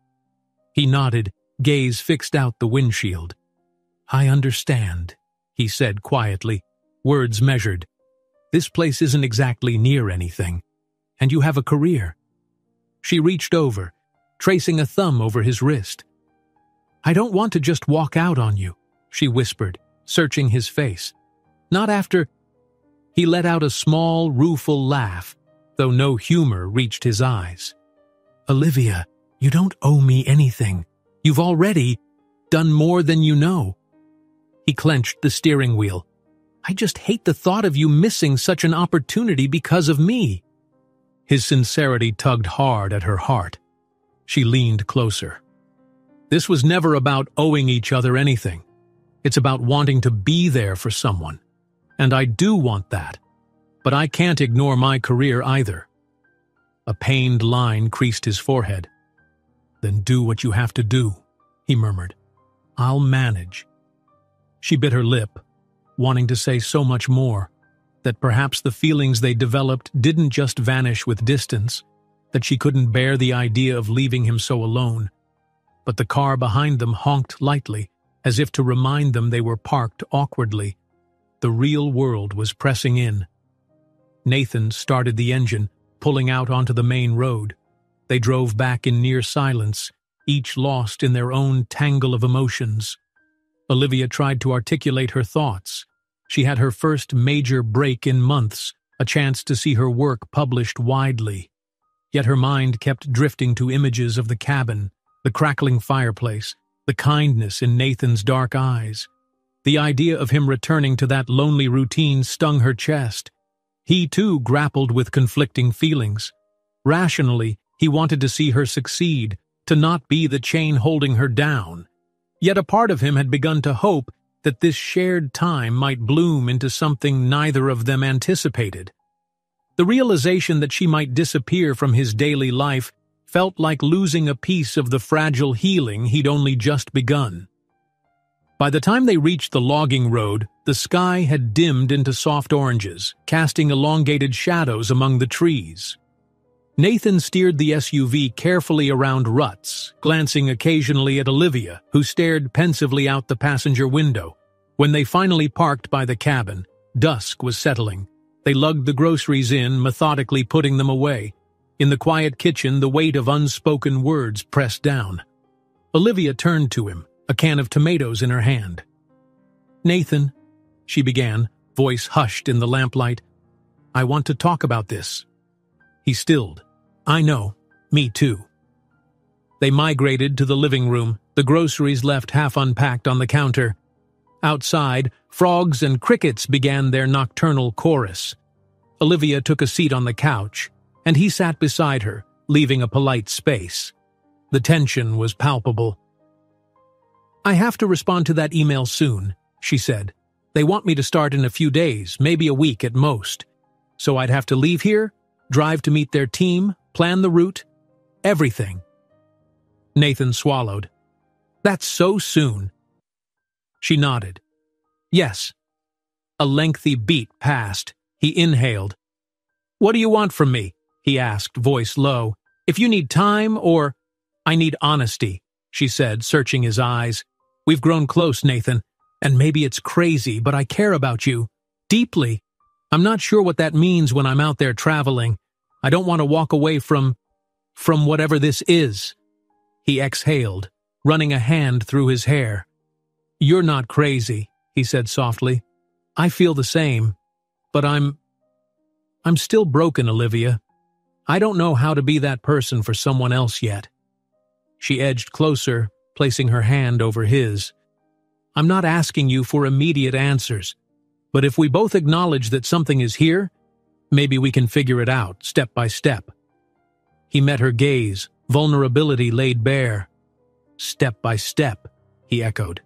Tension gave way to a tenuous relief. She pressed her forehead gently to his, feeling his breath mingle with hers. "Let me accept this assignment," she murmured. "I'll be gone for a bit, but I'll come back, if you want me to." His eyes glistened at the promise. "I'll be here," he said, voice rough with emotion. You changed everything for me, you know. I just need some time to be worthy of that." A lump formed in her throat at how fervently he believed in worthiness. She cupped his cheek. "You already are," she whispered, tears threatening to brim. He closed his eyes, leaning into her touch as though drawing courage from it. Outside, night descended fully, the forest hush wrapping them. Whatever came next, the bond they shared wouldn't be undone easily. For now, they let that be enough. A pact forged in quiet acceptance, and in that gentle half-light, hearts beating in unison, they prepared to face the uncertain days ahead, together in spirit, if not always in place. The hush of the forest morning greeted them like a companionable friend, still and tranquil, as if it too sensed a shift in the air. Olivia sat at the small table in the cabin's main room, laptop open, drafting her response to the travel magazine's proposal. She was on the verge of sending a confirmation, officially accepting the assignment that would whisk her away from Foxglove Forest. The storm of emotions inside her was nearly as turbulent as the night she'd first stumbled onto Nathan's porch. Nathan stood by the fireplace, coaxing embers to life. Ever since they'd spoken the previous evening, a kind of tentative peace had settled between them. They'd agreed on her departure. They'd spoken quietly of how they might keep in touch, perhaps a weekly phone call on the satellite line, or even letters if service proved unreliable. but the unspoken weight of the days left together pressed on them both. She stared at her screen, the cursor blinking at the end of her carefully worded acceptance email. The magazine's editor had sounded delighted in their initial exchange, praising her portfolio, reaffirming the compensation and itinerary. A dream gig, truly. And yet her heart felt like a trembling bird in her chest. Each second she delayed sending the email only heightened the tension. With a soft sigh, she clicked send. The email vanished, off to finalize her future.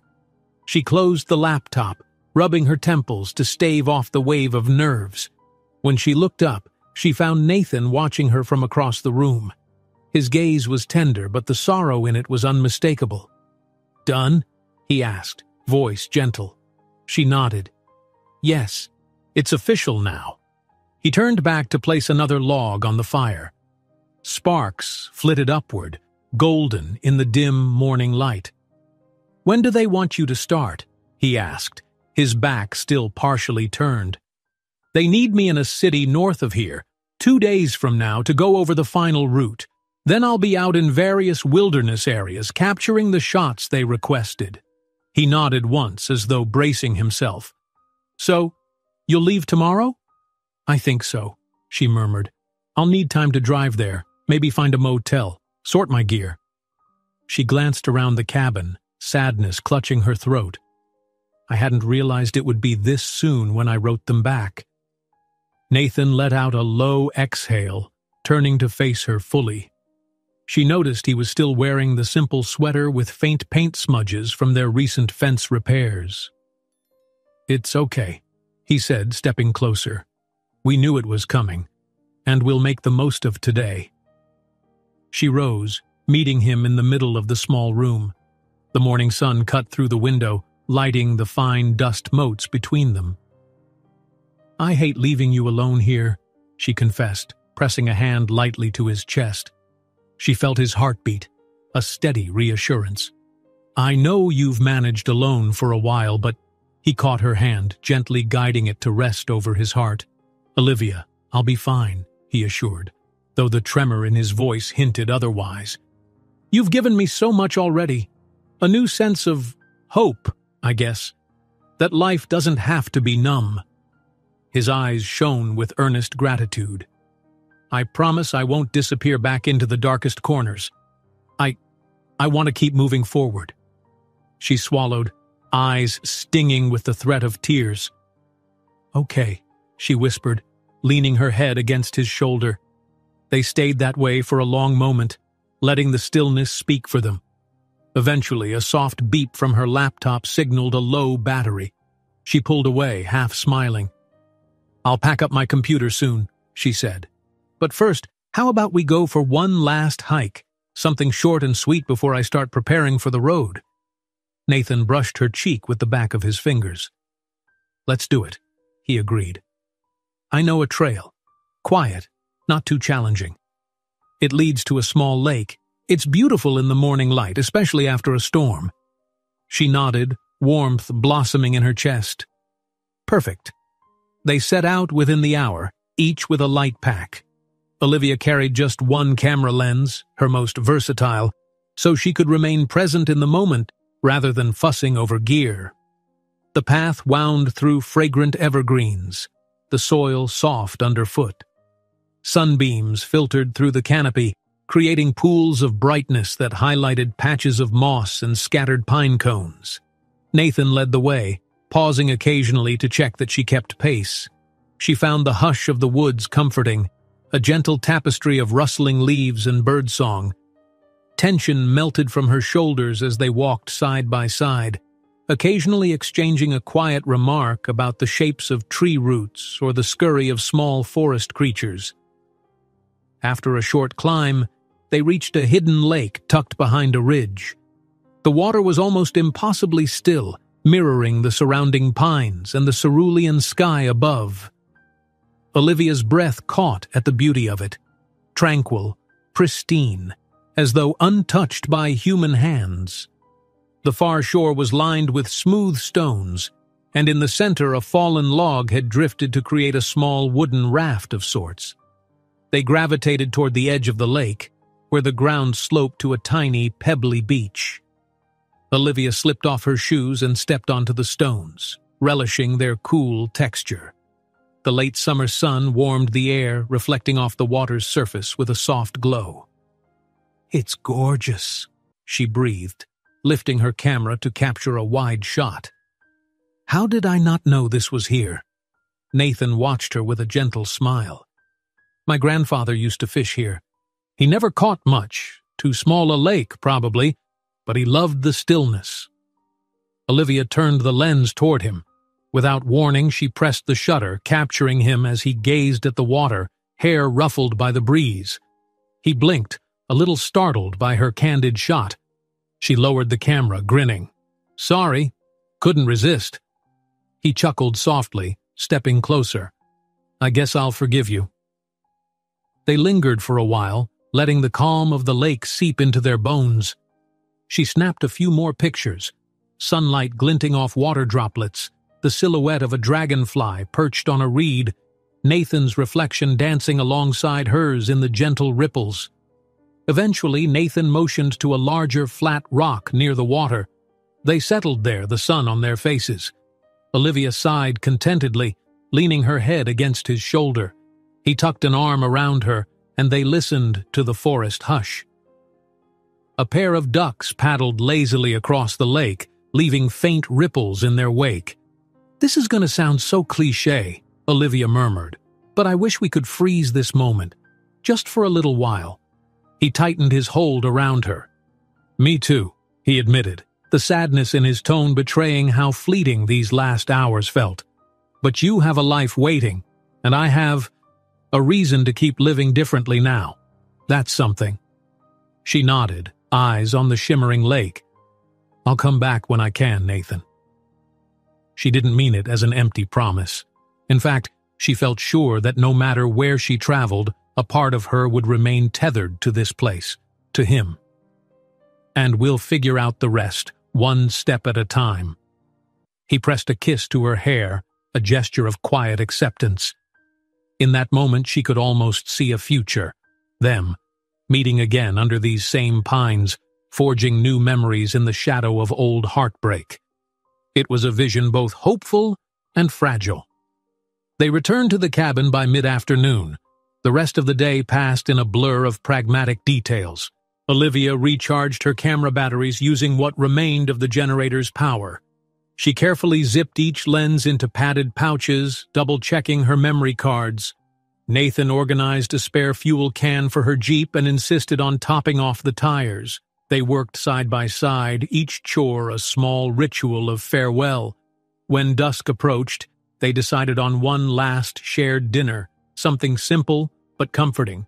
They used up the fresh vegetables from their earlier grocery trip.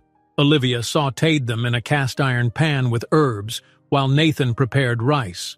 The scent of garlic and rosemary filled the cabin, mingling with the crackle of the fireplace. They ate in the living room, plates balanced on their laps as the lamplight played across the wooden walls. Neither spoke much, content to be close. Outside, a pale moon rose behind the pines, casting elongated shadows on the ground. Once their plates were scraped clean and rinsed, Nathan led her to the porch. The air outside was cool, alive with the soft hum of cicadas. He leaned against the railing and she stood beside him, arms folded against the slight chill. "You'll leave early, I assume?" he asked, voice subdued. She nodded, gazing at the moonlit forest. "Probably at first light. I want to make good time on the drive." She paused, letting the weight of that sink in. "If that's all right." He gave a small, resigned shrug. "Do what you need to." Then he found her hand, interlacing their fingers. "I wish I could do something more.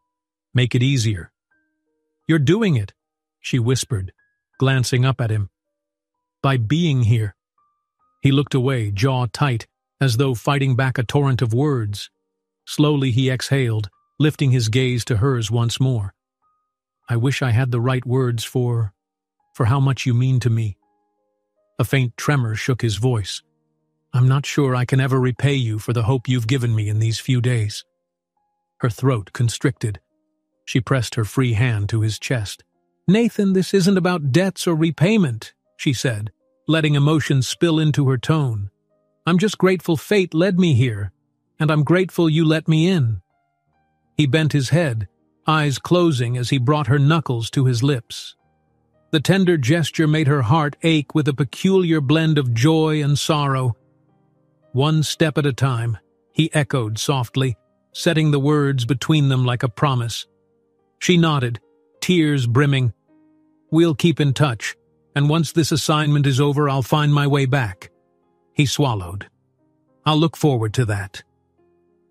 They lingered on the porch, the moon overhead a silent witness to their farewell. When the chill became too much, they returned inside. By unspoken agreement, they sat on the old couch near the dying fire.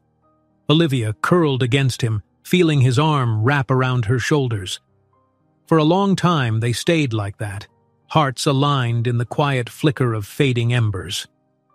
Midnight approached, and exhaustion weighed on her limbs. She knew she needed rest for the early start. With a shaky breath, she rose, heart twisting at the realization that this was their last night in the same space for who knew how long. Nathan stood as well, and for a beat they hesitated, uncertain how to say goodnight with finality looming. Then he opened his arms, and she walked into them. He held her close, his cheek resting on her hair. They breathed in tandem, slow and measured as if memorizing each other's presence. Finally, Olivia pulled back slightly, meeting his gaze. "Tomorrow, then," she managed, her voice unsteady. "I'll wake early, pack my Jeep." He cupped her face gently, thumb grazing her cheek. "I'll help," he promised. "Whatever you need." She nodded, tears threatening. Without another word, they turned and walked to their rooms. But before she shut the door behind her, she paused and looked over her shoulder. Nathan stood in the hallway, illuminated by the dim lamp, watching with a fragile smile that spoke of longing. "Good night?" she whispered. He echoed the word, soft, reverent. And then she closed the door. In the darkness of her room, she bit her lip to stifle a sob, the full weight of departure pressing down on her. She would go, chase her dreams, and return. Return to the man who had found her lost in a storm, only for them both to discover something far more powerful than either expected. Through the thin walls, she heard him moving about. Then silence. She realized she wasn't alone in her turmoil. He, too, must be feeling the ache of an ending that wasn't truly an ending at all. Rather, a turning point. Eventually, exhaustion overcame her. She crawled under the blankets, lulled into uneasy sleep by the thought that, come sunrise, the cabin would stand behind her, quiet and unoccupied, save for the man whose heart she'd touched and who had awakened hers in return. Sunlight was barely a rumor on the horizon when Olivia stirred from a restless sleep. The sense of impending departure pressed on her chest like a weight. She slipped from the warm cocoon of blankets, heart thrumming with conflicting emotions. Packing always felt bittersweet for her, the excitement of a journey overlaid with the sting of leaving something behind. This time, though, the sting felt almost unbearable. She dressed quietly, pulling on comfortable jeans and a flannel shirt. On instinct, she reached for her camera and tucked it into its padded case. Perhaps, at some lonely pit stop on the road, she'd find solace in the memory of the forest. Or maybe she just needed to keep it close, this emblem of her work, but also the reason she'd found Nathan at all. When she eased open her bedroom door, the cabin was silent.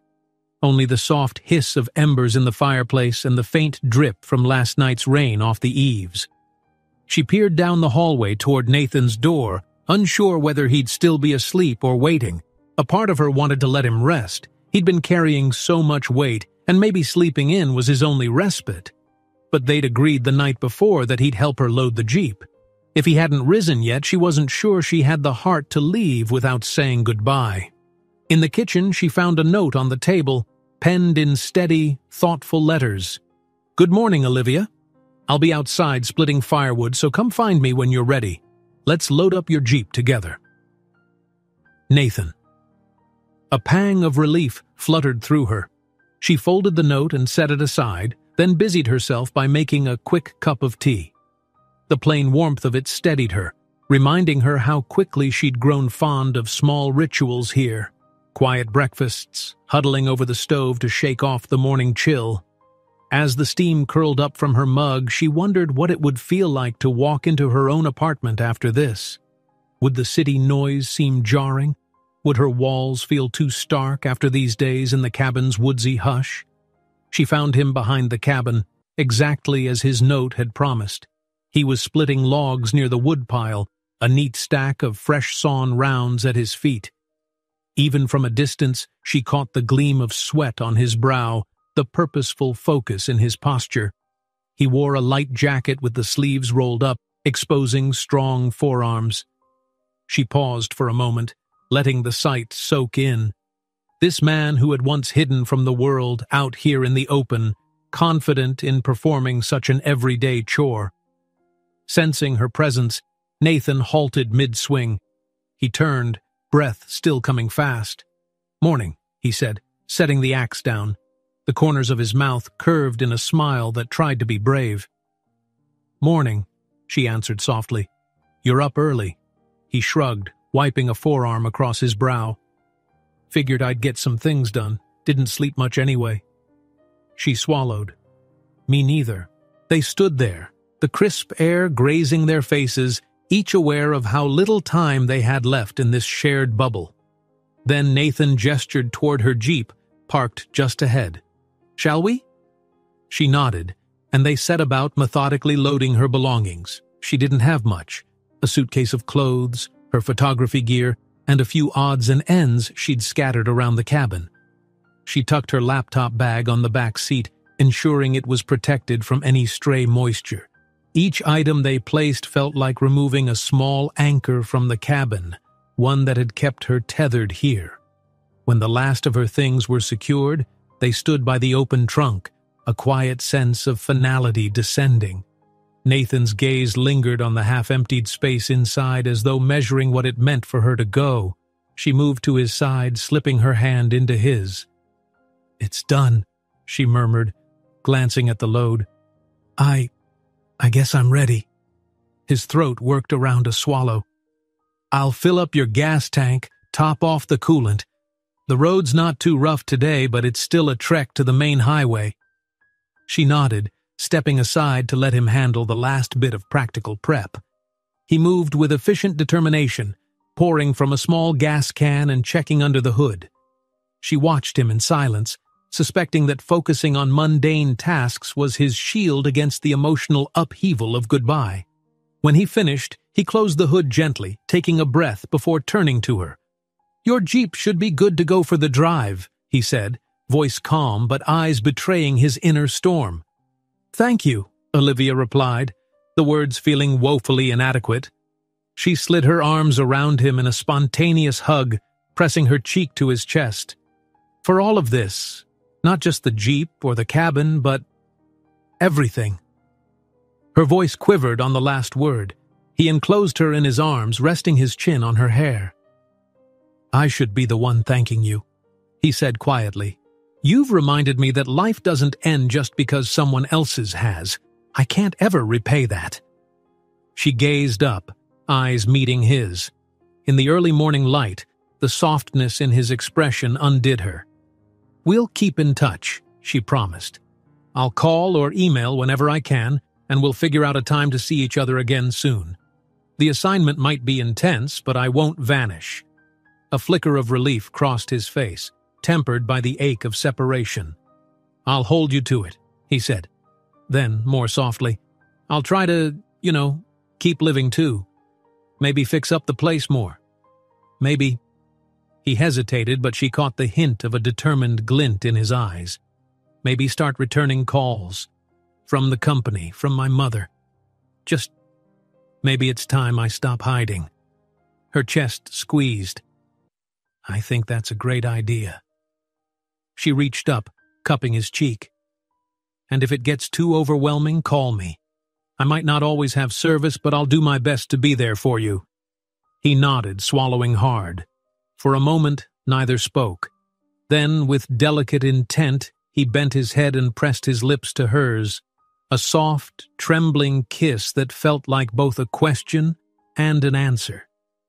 She kissed him back, letting the shared moment speak volumes more than words could manage.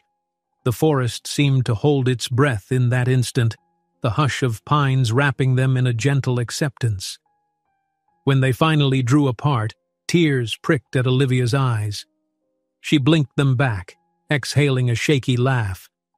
"I should go," she managed, "before I lose my nerve and decide to stay forever." Nathan's hand lingered at her waist, as though reluctant to let go.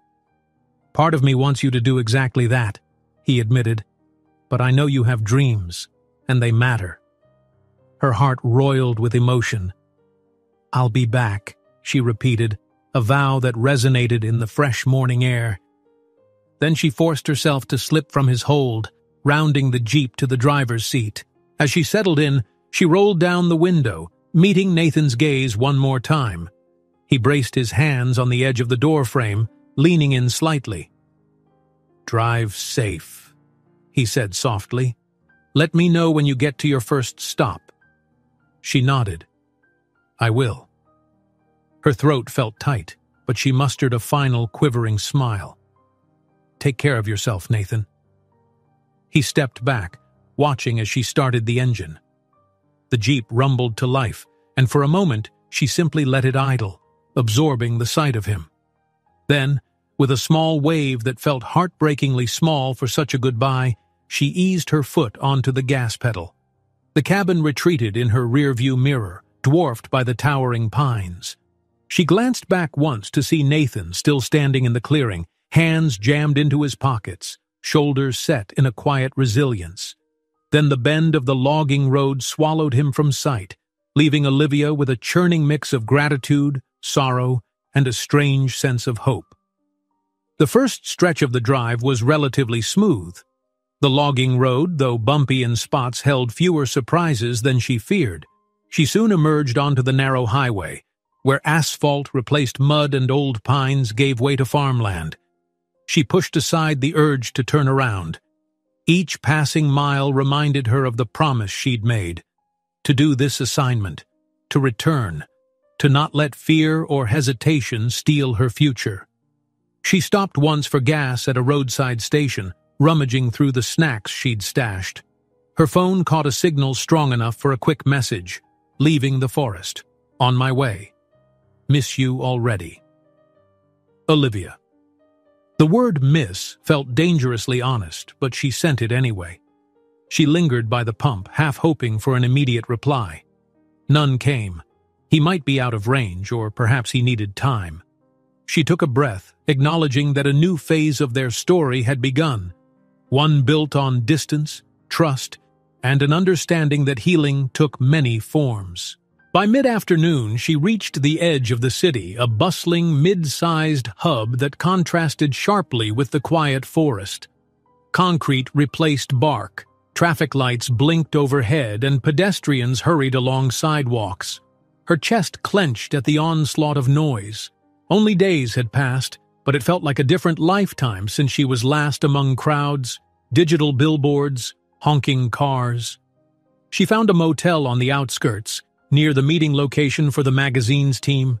Despite its humble exterior, the room was clean, with a decent bed and a functional desk. She closed the door behind her, letting out a shaky sigh. The walls felt too bright, the air too stale. She missed the smell of pine and the soft glow of lamplight on wooden walls. Still, she had tasks to do. She dropped her suitcase and unpacked her camera gear, checking everything was intact. Then she fired up her laptop, connecting to the motel's patchy Wi-Fi. Emails flowed in. Logistics from the magazine, a reminder about an upcoming orientation, instructions on needed shots. The flurry of professional details momentarily distracted her from the knot in her stomach. She forced herself to focus, replying to each message with the polite, concise tone she used for clients. The assignment was real, it was important, and it demanded her best. This was the opportunity she'd yearned for, recognition on a large scale, a stepping stone to bigger contracts. She could almost hear Hannah's excited squeal if she'd been here. Yet beneath the surge of professional adrenaline, the ache for Nathan pulsed steadily. She found herself wanting to text him, to call him with 1,000 little updates. I made it to the city, the roads were fine, I'm safe in a motel, I'm thinking of you. But an unwelcome insecurity whispered that maybe she should give him space to adjust, to digest his own feelings. At last, she decided a simple text wouldn't hurt. I'm at the motel, safe and sound. Hope you're all right. Olivia. She pressed send, trying not to expect an immediate reply. Closing her laptop, she sank onto the bed, exhaustion rolling over her in waves. The emotional toll of the goodbye, combined with the stress of planning for her new job, left her drained. She lay back against the pillows, eyes drifting shut. Her mind conjured the cabin, flickering images of Nathan's earnest eyes and the soft hush of pines. In that hazy space between waking and dreaming, she felt the gentle press of his lips on hers, the warmth of his arms. A tear escaped, rolling down her temple. She let it fall, acknowledging that leaving was always going to be painful, no matter how right the decision might be. A soft buzz on her phone startled her. She snapped awake, heart leaping. Nathan's name flashed on the screen. I'm fine. Saw your text. Glad you're safe. Been thinking about you. Nathan. She exhaled a breath she hadn't realized she'd been holding, chest loosening. Despite the unfamiliar motel surroundings, a sense of reassurance coursed through her. With trembling fingers, she typed back, I miss you. We'll call tomorrow if that's okay. Olivia. A few seconds passed before his response appeared. I miss you too. Call any time. Nathan. A shaky smile touched her lips. She clutched the phone, letting her eyes drift closed once more. The bed beneath her felt less foreign now, buoyed by the knowledge that across miles of forest and highway, someone was waiting for her, believing in her. For the first time in a long while, she felt her life was not defined by isolation or unfulfilled dreams. Instead, it carried the promise of love tempered by patience, distance bridged by mutual devotion. That evening she sorted her itinerary, scanning the briefing materials the magazine had sent. She would meet her new colleagues in a downtown cafe the next morning to plan the timeline. Then a whirlwind of travel would begin. Scenic overlooks, hidden valleys, cliffside vantage points. Her role was to produce a compelling series of images that showcased the region's pristine beauty. As she studied the notes, her phone remained close at hand. She spotted Nathan's last message, the acknowledgement of missing her, and let it fill her with a determined warmth. Maybe it wouldn't be easy. They had separate paths for now. But the tenderness they'd discovered couldn't be undone by highways or deadlines. Before lights out, she composed a quick email to Hannah, letting her friend know she'd arrived safely and had news about Foxglove Forest. She toyed with the idea of describing Nathan but realized she wasn't ready. Not yet. Some experiences needed to be cherished privately before they became anecdotes. Sleep came fitfully, punctuated by half-formed dreams of pine needles underfoot and the echo of an axe cleaving wood. But each time she stirred, she felt an undercurrent of peace. She wasn't alone in the world, not anymore. Even if physically distant, she carried the strength of that cabin sanctuary within her, a memory of resilience, of quiet mornings with coffee, of heartbreak stitched together by mutual understanding. Morning dawned with a chorus of city sounds, muffled traffic, distant car horns, a trash truck rattling down the street. She rolled over in bed, blinking against the early daylight that peeked past the curtains. For a moment, she wondered if Nathan was already up, tending the fireplace or stepping onto the porch to watch the forest come alive. Her chest tightened with longing, but she quickly steadied herself. She had a job to do, and so did he, reclaiming his life at his own pace. After a quick shower, She dressed in practical jeans and a clean sweater, then checked her phone. A single message. "Morning. Hope you slept all right. Good luck today. Call when you can. Nathan." She couldn't stop the grin that tugged at her lips. She replied with a brief thanks and a promise to call soon. That small connection lit her nerves with a buoyant energy. She pocketed the phone, gathered her camera bag, and headed out. It was time to meet her new team to prove her skill in capturing the wild, majestic lands of the Pacific Northwest. Yet she knew that no matter how breathtaking the vistas, a corner of her mind would remain anchored to Foxglove Forest and the man who'd found her there. In that knowledge lay both the ache of separation and the driving force behind her artistry. Love, in all its fragile, glowing power. A cool breeze swept through the bustling downtown cafe as Olivia stepped inside, camera bag slung over her shoulder. The hum of conversation and the scent of espresso felt worlds away from the hush of pine needles and lantern light she'd grown used to. She paused for a moment, scanning the tables until her gaze landed on a woman in a sleek blazer, flipping through a stack of papers with a distinctive magazine logo at the top. That must be Serena, the project manager from the travel magazine, the one who'd been emailing instructions and itineraries for weeks. Gathering herself, Olivia approached the table. "Serena Cross?" she asked, offering a polite smile. The woman looked up, returning the smile with professional warmth. "Olivia Carter. Great to finally meet you in person. Have a seat." She gestured at the opposite chair, and Olivia slipped into it, setting her camera bag at her feet. Serena extended a hand. "I've been going through your work. Fantastic stuff. We're lucky to have you on board for this edition." "Thank you," Olivia replied, relief mingling with pride. She'd come a long way to land this. "I'm excited to get started." Serena nodded, then leaned in conspiratorially. "The rest of the team is ordering coffee. We'll introduce everyone in a minute. We have a full schedule. The plan is to hit several remote locations over the next 2 weeks. Mountain overlooks, hidden trails, and if time allows, some coastal spots. Think you're up for it?" Olivia took a breath, focusing on the moment. "Absolutely," she assured. She remembered the promise she'd made to herself and to Nathan about pouring everything she had into this opportunity. "I can't wait to capture it all." One by one, her fellow travelers arrived. Mark, an outdoors writer with a quick grin. Denise, a videographer hauling a rolling case of equipment. And Josh, a local guide who boasted an encyclopedic knowledge of every trail within 200 miles.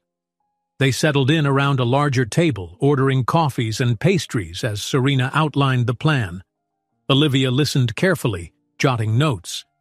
Day 1 would take them into a lush national forest. Day 2 up a mountain pass at dawn. Day 3 to a lesser-known waterfall only accessible via rugged terrain. Adrenaline stirred her blood. She thrived on the idea of rising before sunrise for the perfect shot, of lugging gear into challenging places to catch the interplay of light and land. Yet every now and then her mind drifted to a different forest, a cabin at the end of a logging road, and the man who was likely splitting wood or scanning the ridgeline as the sun climbed. She forced herself to refocus. Nathan had encouraged her to embrace this assignment wholeheartedly, so she would. By the time the meeting wrapped, they had a solid itinerary for the next 2 weeks. They agreed on an early departure the following morning. Before dispersing, Serena pulled Olivia aside with a quiet request. "We'll need daily updates whenever you get signal. Photos, short logs of what we've covered. Our editorial team wants near real-time content if possible, so they can build interest on social media." Olivia felt a twinge of concern. Foxglove Forest had reminded her how tricky reception could be, but they'd be closer to civilization in most of the new sites, so maybe it would be all right. "I'll do my best," she promised. "But if we're in very remote areas, I might not get service for a day or 2. Serena waved a hand. "That's fine. Just upload when you can, and keep track of those memory cards. Your images are gold." She left the cafe with a folder of official documents and a swirling mixture of excitement and homesickness. She had a free afternoon before an early call time tomorrow. After returning to her motel, she flopped on the bed, eyeing the phone on the nightstand. Her heart fluttered with the longing to hear Nathan's voice, to share the details of the day. Would it be too soon to call? Taking a deep breath, she dialed the number he'd given her, the satellite phone number, though coverage might be spotty. A few rings passed, then his familiar baritone. "Olivia?" The way he said her name made warmth flood her chest. "Hey," she said, smiling involuntarily. "Am I catching you at a bad time?" She heard shuffling. Perhaps he was moving around the cabin. "No, not at all. I was just finishing up some repairs outside." There was a short pause, a softness in his tone. "How's the big city?" She released a breathy laugh. "Busy, crowded. I had my first team meeting. We leave tomorrow at dawn for a national forest. I'll be photographing old-growth trees, waterfalls, all those iconic landscapes." "That sounds perfect for you," he replied, sincerity evident. She pictured him standing near the hearth, hair a bit tousled. "I'm proud of you, you know." The sudden emotion in her throat threatened tears. She forced a light laugh. "Well, I haven't done anything yet. Just a lot of planning, but thanks." A quiet lull followed. She found herself wanting to ask how he was managing, if the solitude felt heavier without her. But she also didn't want to pry if he wasn't ready to share. "How's the cabin?" she ventured gently. "It's quieter," he admitted, voice trailing off. "But I'm keeping busy. Actually called one of the guys at Reynolds Tech. Turns out they do want me to weigh in on a few things. I haven't said yes yet, but I'm considering stepping back in, at least partially." Her heart lifted. "That's wonderful, Nathan." A faint chuckle. "One step at a time, right?" She echoed the phrase softly. "Exactly." They chatted a bit more, her describing the motel's unremarkable view, him recounting how he tried to make a stew and ended up burning half the vegetables. The affectionate warmth between them felt like a balm to the ache of separation. After a few more minutes, the call crackled. The line threatened to drop.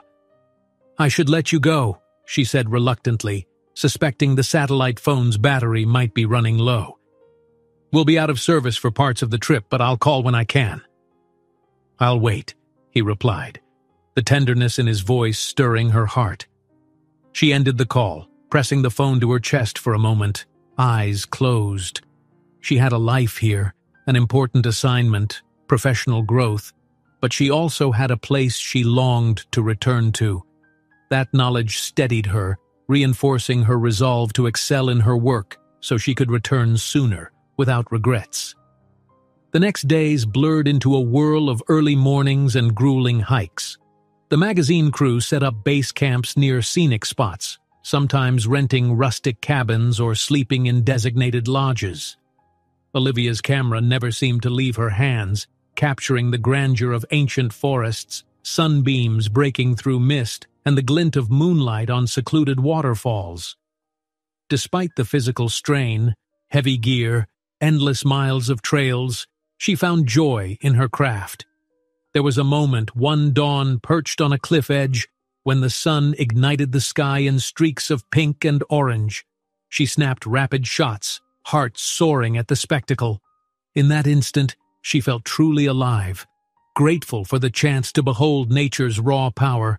And yet, in quiet intervals, loading images onto her laptop, sipping instant coffee by a campfire, or lying awake in a strange bed, she ached for the cabin's simpler comforts. She'd remember the subtle shift of Nathan's expressions, the warmth of his laughter when she teased him about his cooking. She'd wonder if he was staring out those windows at twilight thinking of her. She texted whenever possible, though coverage was sporadic. Sometimes a text from him would greet her as soon as she wandered into a pocket of signal. "Thinking of you. Hope you're safe. Nathan." She'd smile privately, typing back a quick update. "Survived a crazy climb. Wish you could see this view. Miss you."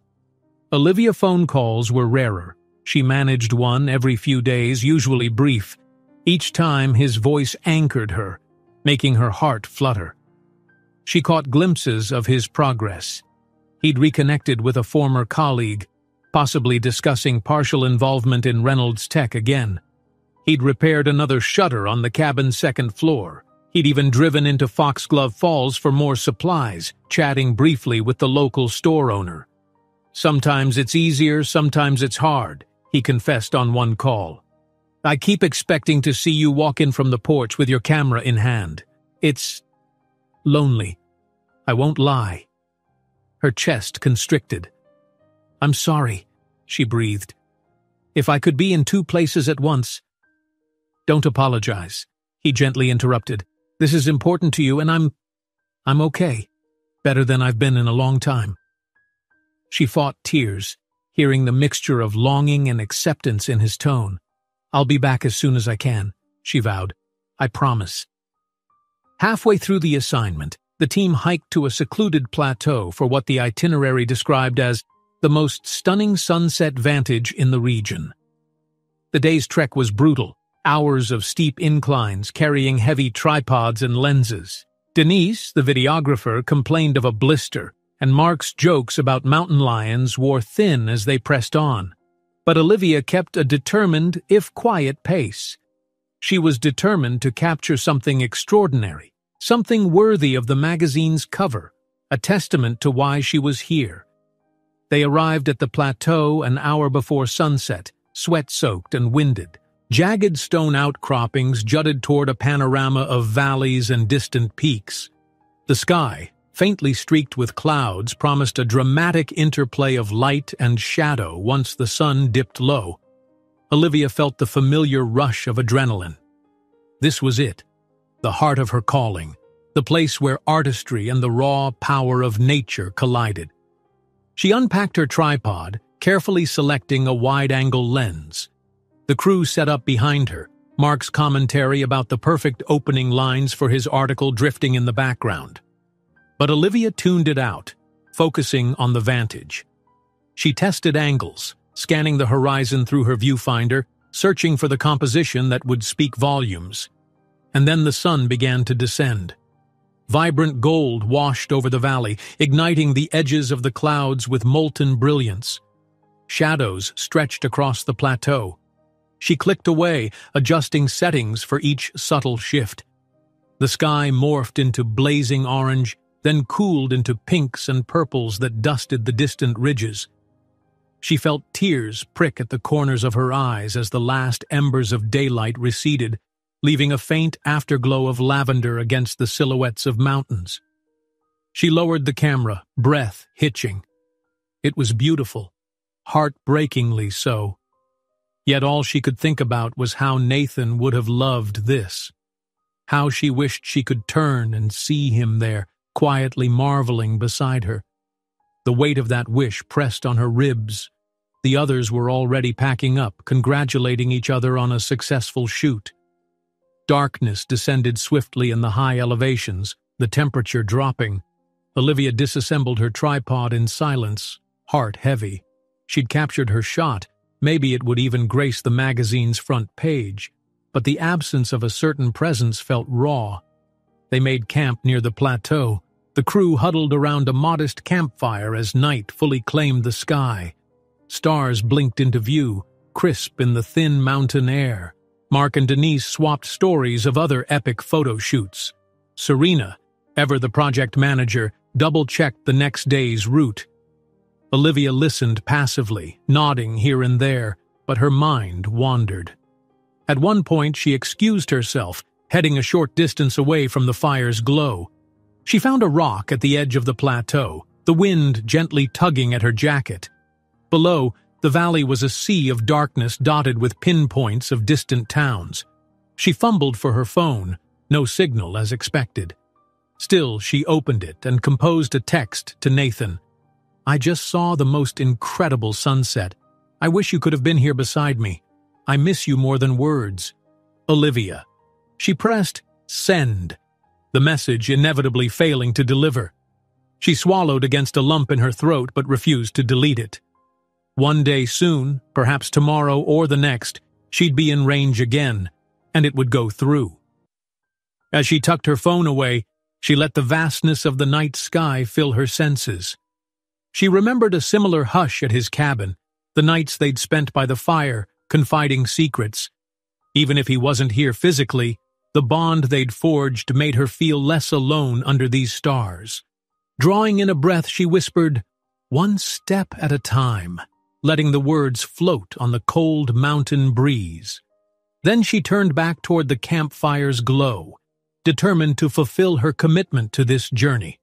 Because when it was done, she'd go back to him, carrying new stories, new photographs, and the unshakable certainty of where her heart truly belonged.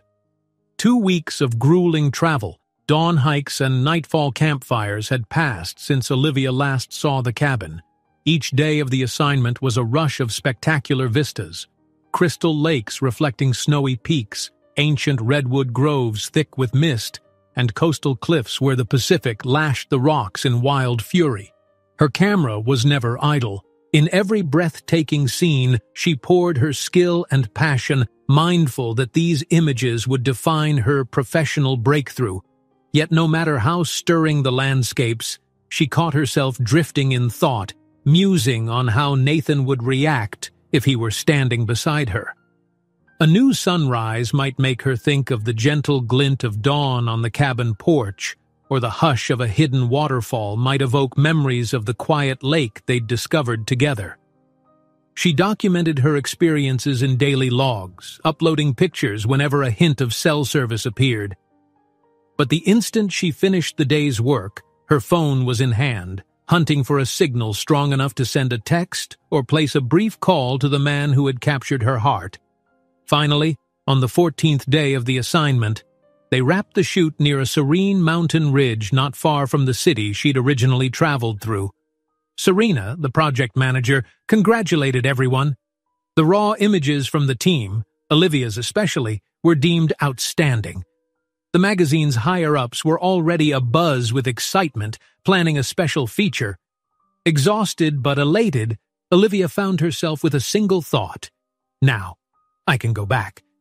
She parted ways with her colleagues in the city, exchanging hugs and contact info. Despite their urging that she join them for a celebratory dinner, Olivia gently declined. She had somewhere else she needed to be. Promptly, she loaded her camera gear into her Jeep, made sure her tank was full, and set out on the road that led to Foxglove Forest. The drive felt oddly familiar. Mile by mile, the bustle of civilization fell away. The pines reappeared, tall and timeless. Memories flooded her, her first frantic approach during the storm, the near disaster in the mud, the hesitant moments forging trust with Nathan in the cozy lamplight. A hush of anticipation thrummed through her veins. She recalled his last text from the day before. "Let me know if you're coming soon. Can't wait to see you." He'd ended with a simple heart emoji, something she never imagined the reserved Nathan Reynolds would use. She'd smiled for hours afterward. When she finally reached the narrow logging road, the sun was making its slow descent. Orange and gold light flickered through the canopy. Her pulse quickened as she navigated the bends. Would the cabin look the same? Would Nathan be there, or had he stepped away on an errand? She realized she was gripping the steering wheel too hard, nerves tingling. The moment she turned the last curve, her breath caught. The cabin stood as she remembered, wooden timbers glowing in the slant of sunset. Smoke curled gently from the chimney, suggesting a lit fire. She glimpsed the shape of a new fence post near the garden plot they'd once discussed repairing. Everything looked tidy and cared for, the yard raked of fallen branches. A single lamp glowed in the window. She parked and cut the engine, heart hammering. The cabin door opened, and there he was. Nathan, taller than she recalled, or perhaps it was just the surge of emotion making him loom large in her vision. His face broke into a smile, tinged with relief, tempered by awe. She barely had time to unbuckle before he was striding across the clearing. She stepped from the Jeep, and in a heartbeat, he wrapped her in a fierce hug that stole her breath. The week's separation, the months of yearning, it all coalesced into that moment. She clung to him, inhaling the familiar scent of pine and soap, tears stinging her eyes. "You're here," he murmured, voice trembling with emotion. "I've imagined this moment every day." She laughed through a sob. "I'm back. For good, if you'll have me." The words spilled out before she could overthink them. Nathan pulled back slightly, studying her face. "You mean you're done with the assignment?" She nodded, cheeks flushed. "I am. We finished early. They loved my shots. The main features are set. I have more work to do. Editing, follow-ups, but I can do a lot of it remotely, and I realized I don't want to be anywhere else right now." He stroked her cheek, eyes bright. "Olivia," he murmured, "you could stay in the city, enjoy your success, be closer to clients." She silenced him with a gentle press of her fingertip to his lips. "My success doesn't matter if I'm miserable. Of course I'll travel for shoots when I must, but—" Her throat constricted. "You said you wanted to step back into life too. Maybe we figure that out together?" Nathan's answering smile was luminous, chasing away the last shadows of sorrow in his gaze. "Yes," he whispered, "we figure it out together." He helped her gather her gear. She couldn't stop marveling at the subtle changes in him, a steadier confidence, lines of tension smoothed, eyes clear with purpose. Over the next hour they unloaded the Jeep, setting her bags inside the cabin. She noticed small updates. The shutters were newly painted, the kitchen shelves better organized. A sense of care and readiness radiated from every corner. "I've been keeping busy," Nathan explained sheepishly, noting her curious glances. "I guess you inspired me. I realized if I was waiting for your return, I wanted you to see progress, that I wasn't stuck." Olivia smiled, tears gathering again. "You're amazing," she murmured, brushing a hand along his arm.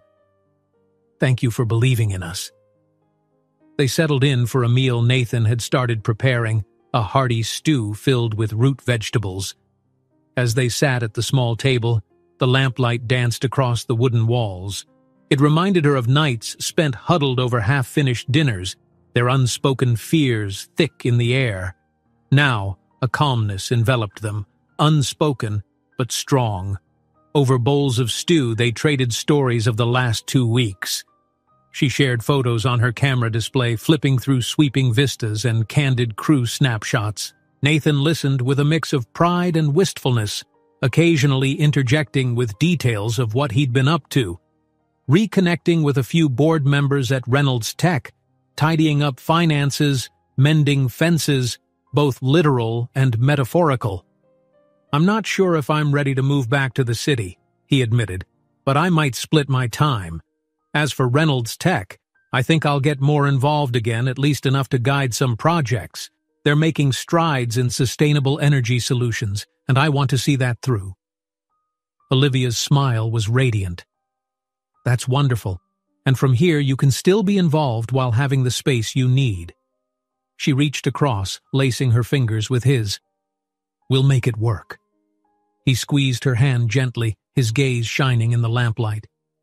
"I can't promise it'll be easy," he confessed, voice low.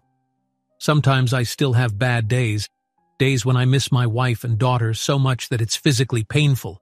But I know they wouldn't want me to waste the rest of my life in misery. And you, Olivia," his voice caught, "you helped me see that." She blinked back tears at the mention of his family, heart aching for him. "They'd be so proud of you," she said, meaning every syllable. "For choosing hope, for letting people in again, and I'm privileged you let me be part of that process." A hush descended. The clock on the wall ticked softly, the stew's warmth settling in their stomachs. Finally, Nathan rose, took her hand, and guided her to the living room. The fireplace was already set with kindling. He struck a match and lit it, flames soon licking over the logs. They sank onto the couch side by side, her head resting on his shoulder. "I missed this," she whispered. He kissed her temple. "Me too." They spent the evening in a cocoon of soft conversation, her describing the final sunset shoot that had nearly brought her to tears, him recounting how he'd forced himself to call his mother to let her know he was all right. She'd cried, he said, but they'd ended the call on good terms, possibly planning a visit soon. Every new detail felt like a step forward, a reclamation of a future once lost. Sometime later, the embers glowed low. Sleep beckoned, but neither wanted to move, content in their closeness. Eventually, though, she felt her eyes drooping. Nathan noticed, easing her to her feet. "Come on," he murmured with a gentle smile. "We can pick this up tomorrow." Hand in hand, they moved through the hallway. Light from the embers cast dancing shadows on the walls, reminiscent of how the cabin once felt haunted by memories. Now, it stood brimming with possibilities. Outside, the wind rustled softly, carrying the sense of pine and damp earth. At her bedroom door, they paused. Nathan looked down at her, eyebrows arching in a quiet question.